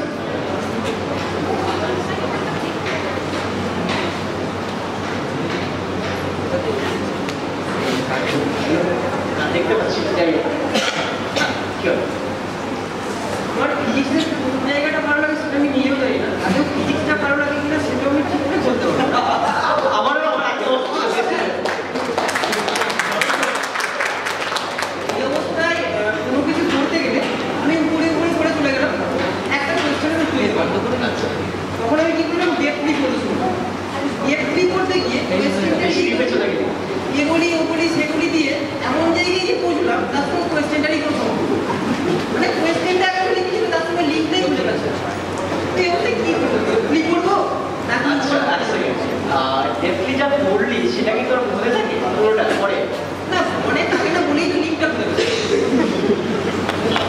মানে খুব মুশকিল আছে। ঠিক আছে তাহলে এটা হচ্ছে যে তোমাকে তাহলে স্যারদের সাথে কথা বলতে হবে বা তোমার বিয়ের সাথে কথা বলতে হবে কতটা ডেপথে যেতে হবে আপাতত। দেখো তুমি যদি বিএসসি তুমি যদি স্ট্রিং থিওরি পড়া শুরু করে দাও সেটা কোনো মানে হয় না, ঠিক আছে সত্যি কথা বলতে তোমার তাহলে কত ডিপে গিয়ে কোনো কিছু করার মানে কোনো লাভ হবে না আনলে যদি ওটা একটা ইয়ে হয় একটা রিডিং প্রজেক্ট সেটা আলাদা ব্যাপার না, একটা জিনিস থাকলে মনের মধ্যে আসবে কেন এরকম একটা আসা উচিত। এবার সেই অবস্থায় যেতে যেতে একটা টাইম করো, ঠিক আছে এটা অন্যরকম না, এটা বাকিদের অ্যাডভাইস লাগে টাইম করো না, ধরো প্রবলেম তুমি দেখছো তুমি প্রথমে জাস্ট খুঁজে পাওয়ার চেষ্টা বার করার চেষ্টা করো যে প্রবলেমের উত্তরটা কোথায় আছে, ঠিক আছে দিয়ে ওই উত্তরটা যে বইতে বা যে জায়গায় আছে সেই জায়গাটাই শুধু আমার বাকি জায়গাটা বাদ দাও, ঠিক আছে দিয়ে অন্য প্রবলেম ওইটুকুটা করো।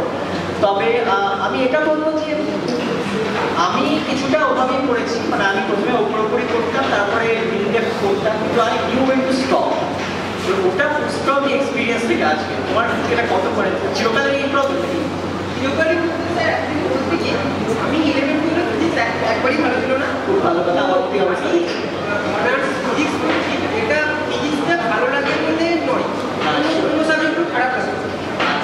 তো এই অবস্থায় মানে ফিজিক্সের বেস খুব খারাপ, প্রথম কথা ইংরেজিতে যেগুলো পড়ানো হতো বুঝতে পারতাম না, বাংলা পরিবেশ তো এই জন্য ডিএফটি করতে গেলে আমি আমার ঠিক আছে ডিএফটি করবো না একটা পার্টিকুলার টপিকের কোয়েশ্চেনটা ঠিক আছে কোয়েশ্চেনটা পড়ছো, কোয়েশ্চেনটা যে পোর্শনটা পড়ে সেটা পড়লে তারপরে চ্যাপ্টারটা পুরোটা পড়লে, ঠিক আছে চ্যাপ্টারটা পড়ে পড়বে এসি বইয়ের চ্যাপ্টার পুরোটা করার কোনো অসুবিধা নেই, এমন কিছু লেখা থাকে যাতে বেশি লাগে, তো পুরোটা পড়ো দিয়ে আবার তাহলে ওই কোয়েশ্চেনটাই করতে পারছো, ঠিক আছে এবার যদি সেটা করতে পারো তাহলে তুমি সেটা বুঝেছো, আমাদের ওই পার্টিকুলার অংশটা একবার পড়ো যাতে তোমার মনে থাকে। দেখো ডেপথে পড়ার পরে খারাপ না, কিন্তু আমি বলবো আপাতত বিএসসি বইয়ের বাইরে কোনো ডেপথে চলে, ঠিক আছে ওইটা একটা বড় ফ্যাক্টর হয়ে দাঁড়ায়, ডেপথে করলেও নম্বর পাওয়া যায়, উপরে উপরে করলেও আর নাটকে ওই 20 বছরের কোশ্চেন পেপার আছে, 20 বছরের যদি কত অসুবিধা হয় 20 বছরের কোশ্চেন পেপারটা ভালো করে সলভ করে পুরোটা একদম সলভ করতে পারো আর কি ফার্স্ট ইয়ারটা, তাহলে তোমার নম্বর নিয়ে কোনো প্রবলেম হয় না, যেমন বলে দিচ্ছি। তো সেটাই বলছি যে তাদের প্রফেসররা যতটা পড়াচ্ছে সেটা একটু দুঃখ রাখো, ততটাই মোটামুটি পড়তে হয় কিন্তু বিএসসি যতটা প্রফেসররা পড়ানো আছে, ঠিক আছে তো তত ওটাকে একটা প্যারামিটার ধরে তুমি তত করতে পারো, একটা ডেপথ কোয়েশ্চেন। আর হ্যাঁ এরকম কি বলার আছে পুরোপুরি একটা পার্টিকুলার জায়গার মুখে নেই।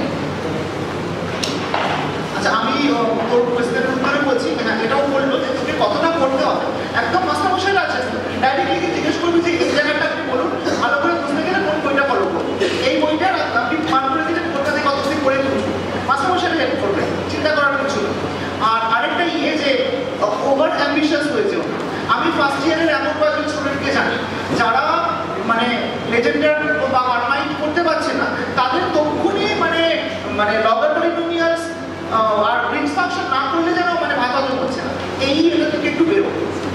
আমাদের সিলেবাসটা যেটা করা হয়েছে সেটা কিন্তু অনেক ভাবনা চিন্তা করে যারা এক্সপার্ট তারা বুঝতে পারে।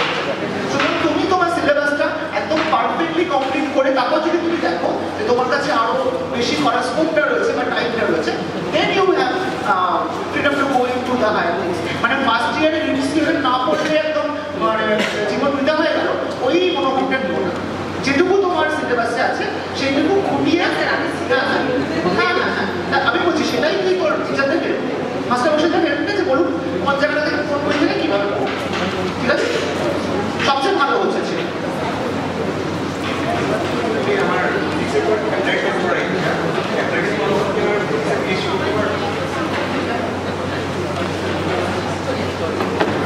শিওর লাইনের ব্যাপারে এটা আমি নিজেও জানি না, অ্যাপ্লাই করতে পারবো আইডিয়া আছে।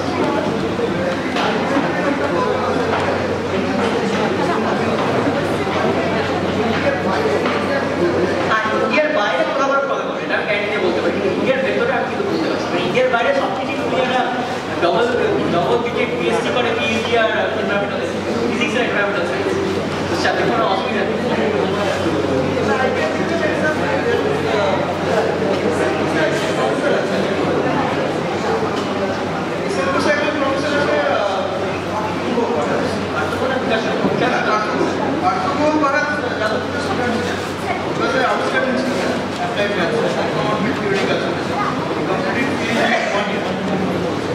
তারপর উনি অক্সফোর্ডে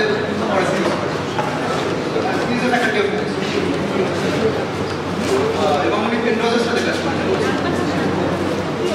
বাট উনি ডিড ইজ জার্নিকেরিয়া ওয়াজ অফ ম্যাথমেটিক্স।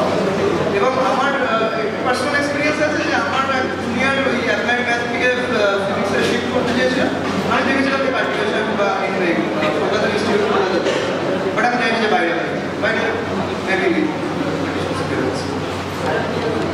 আচ্ছা, তুই আর রানিং আউট অফ টাইম, তো আমাদের প্রোগ্রামটা শেষ করতে হচ্ছে আজকের জন্য, আজকের মতো। আরেকটা কোয়েশ্চেন, এসব একটু তাড়াতাড়ি, হ্যাঁ, কারণ ওরা তাড়াতাড়ি যাচ্ছে, আসলে কাজটা বাকি আছে, 10 মধ্যে কাজটা শেষ করতে হবে। বলছি কোনো একটা টপিক ভালো করে পড়ার পর যখন তার অঙ্কগুলো শুরু করলাম প্রবলেমগুলো, তো কিছুক্ষণ পর একটা প্রবলেম যখন আটকাচ্ছে তাতে অনেকটা টাইম নষ্ট হচ্ছে। এবার আগে তখন থিওরিটা আরেকবার করছি ভালো করে, তাতে এতটা টাইম নষ্ট হচ্ছে যে বেশি প্রবলেম আর এগোতে যাচ্ছে। ওই আমি বলবো একটা পার্টিকুলার টাইম লিমিট পর্যন্ত প্রবলেমটা দেখো, তাহলে স্যারেদের কাছে বা বন্ধুদের কাছে চলে যাবো। আমার যেটা শুনেছিল আমি কোনো প্রবলেম না থাকার পরে প্রবলেমে চলে যেতাম, এরপরে প্রবলেমটাকে বাবাকে বলে দিতাম আমাকে বলো। তো তার জায়গায় তোমরা যেটা করবে, বন্ধু যেটা করেছে ওরা বন্ধু করবেই, এই প্রবলেমটা হবেই, বা কোনো প্রফেসর তার কাছে যাবে, বলবে যে আমি এটা করতে পারছি না, তারা একটু হিট দেবে। আমি বলবো যে একটা প্রবলেম 10 মিনিটের বেশি কখনো বেশি করবে বিএসসি, মানে ইয়েতে তোমার প্র্যাকটিস করবে 10 মিনিট একটা টাইম। আচ্ছা, তো thank you all of you very much. Amita, we have a small present for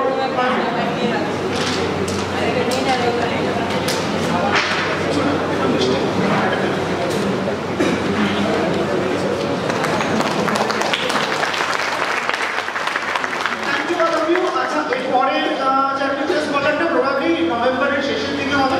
আমি এক্সপেক্ট করেছিলাম আজকে যারা এসছো তারা পরেরটা তো অবশ্যই আসবে। পরেরটাতে আইজার কলকাতার সৌরভ ইসলাম বলে একটি ছেলে, সে আসবে। ও অপটিক্স নিয়ে কাজ করে এবং আমার খুব প্রিয় ছাত্র, সবাই আমার খুব প্রিয় ছাত্র, রূপনাথ আমার খুব প্রিয় ছাত্র। তো এক্সপেক্ট করবো তোমরা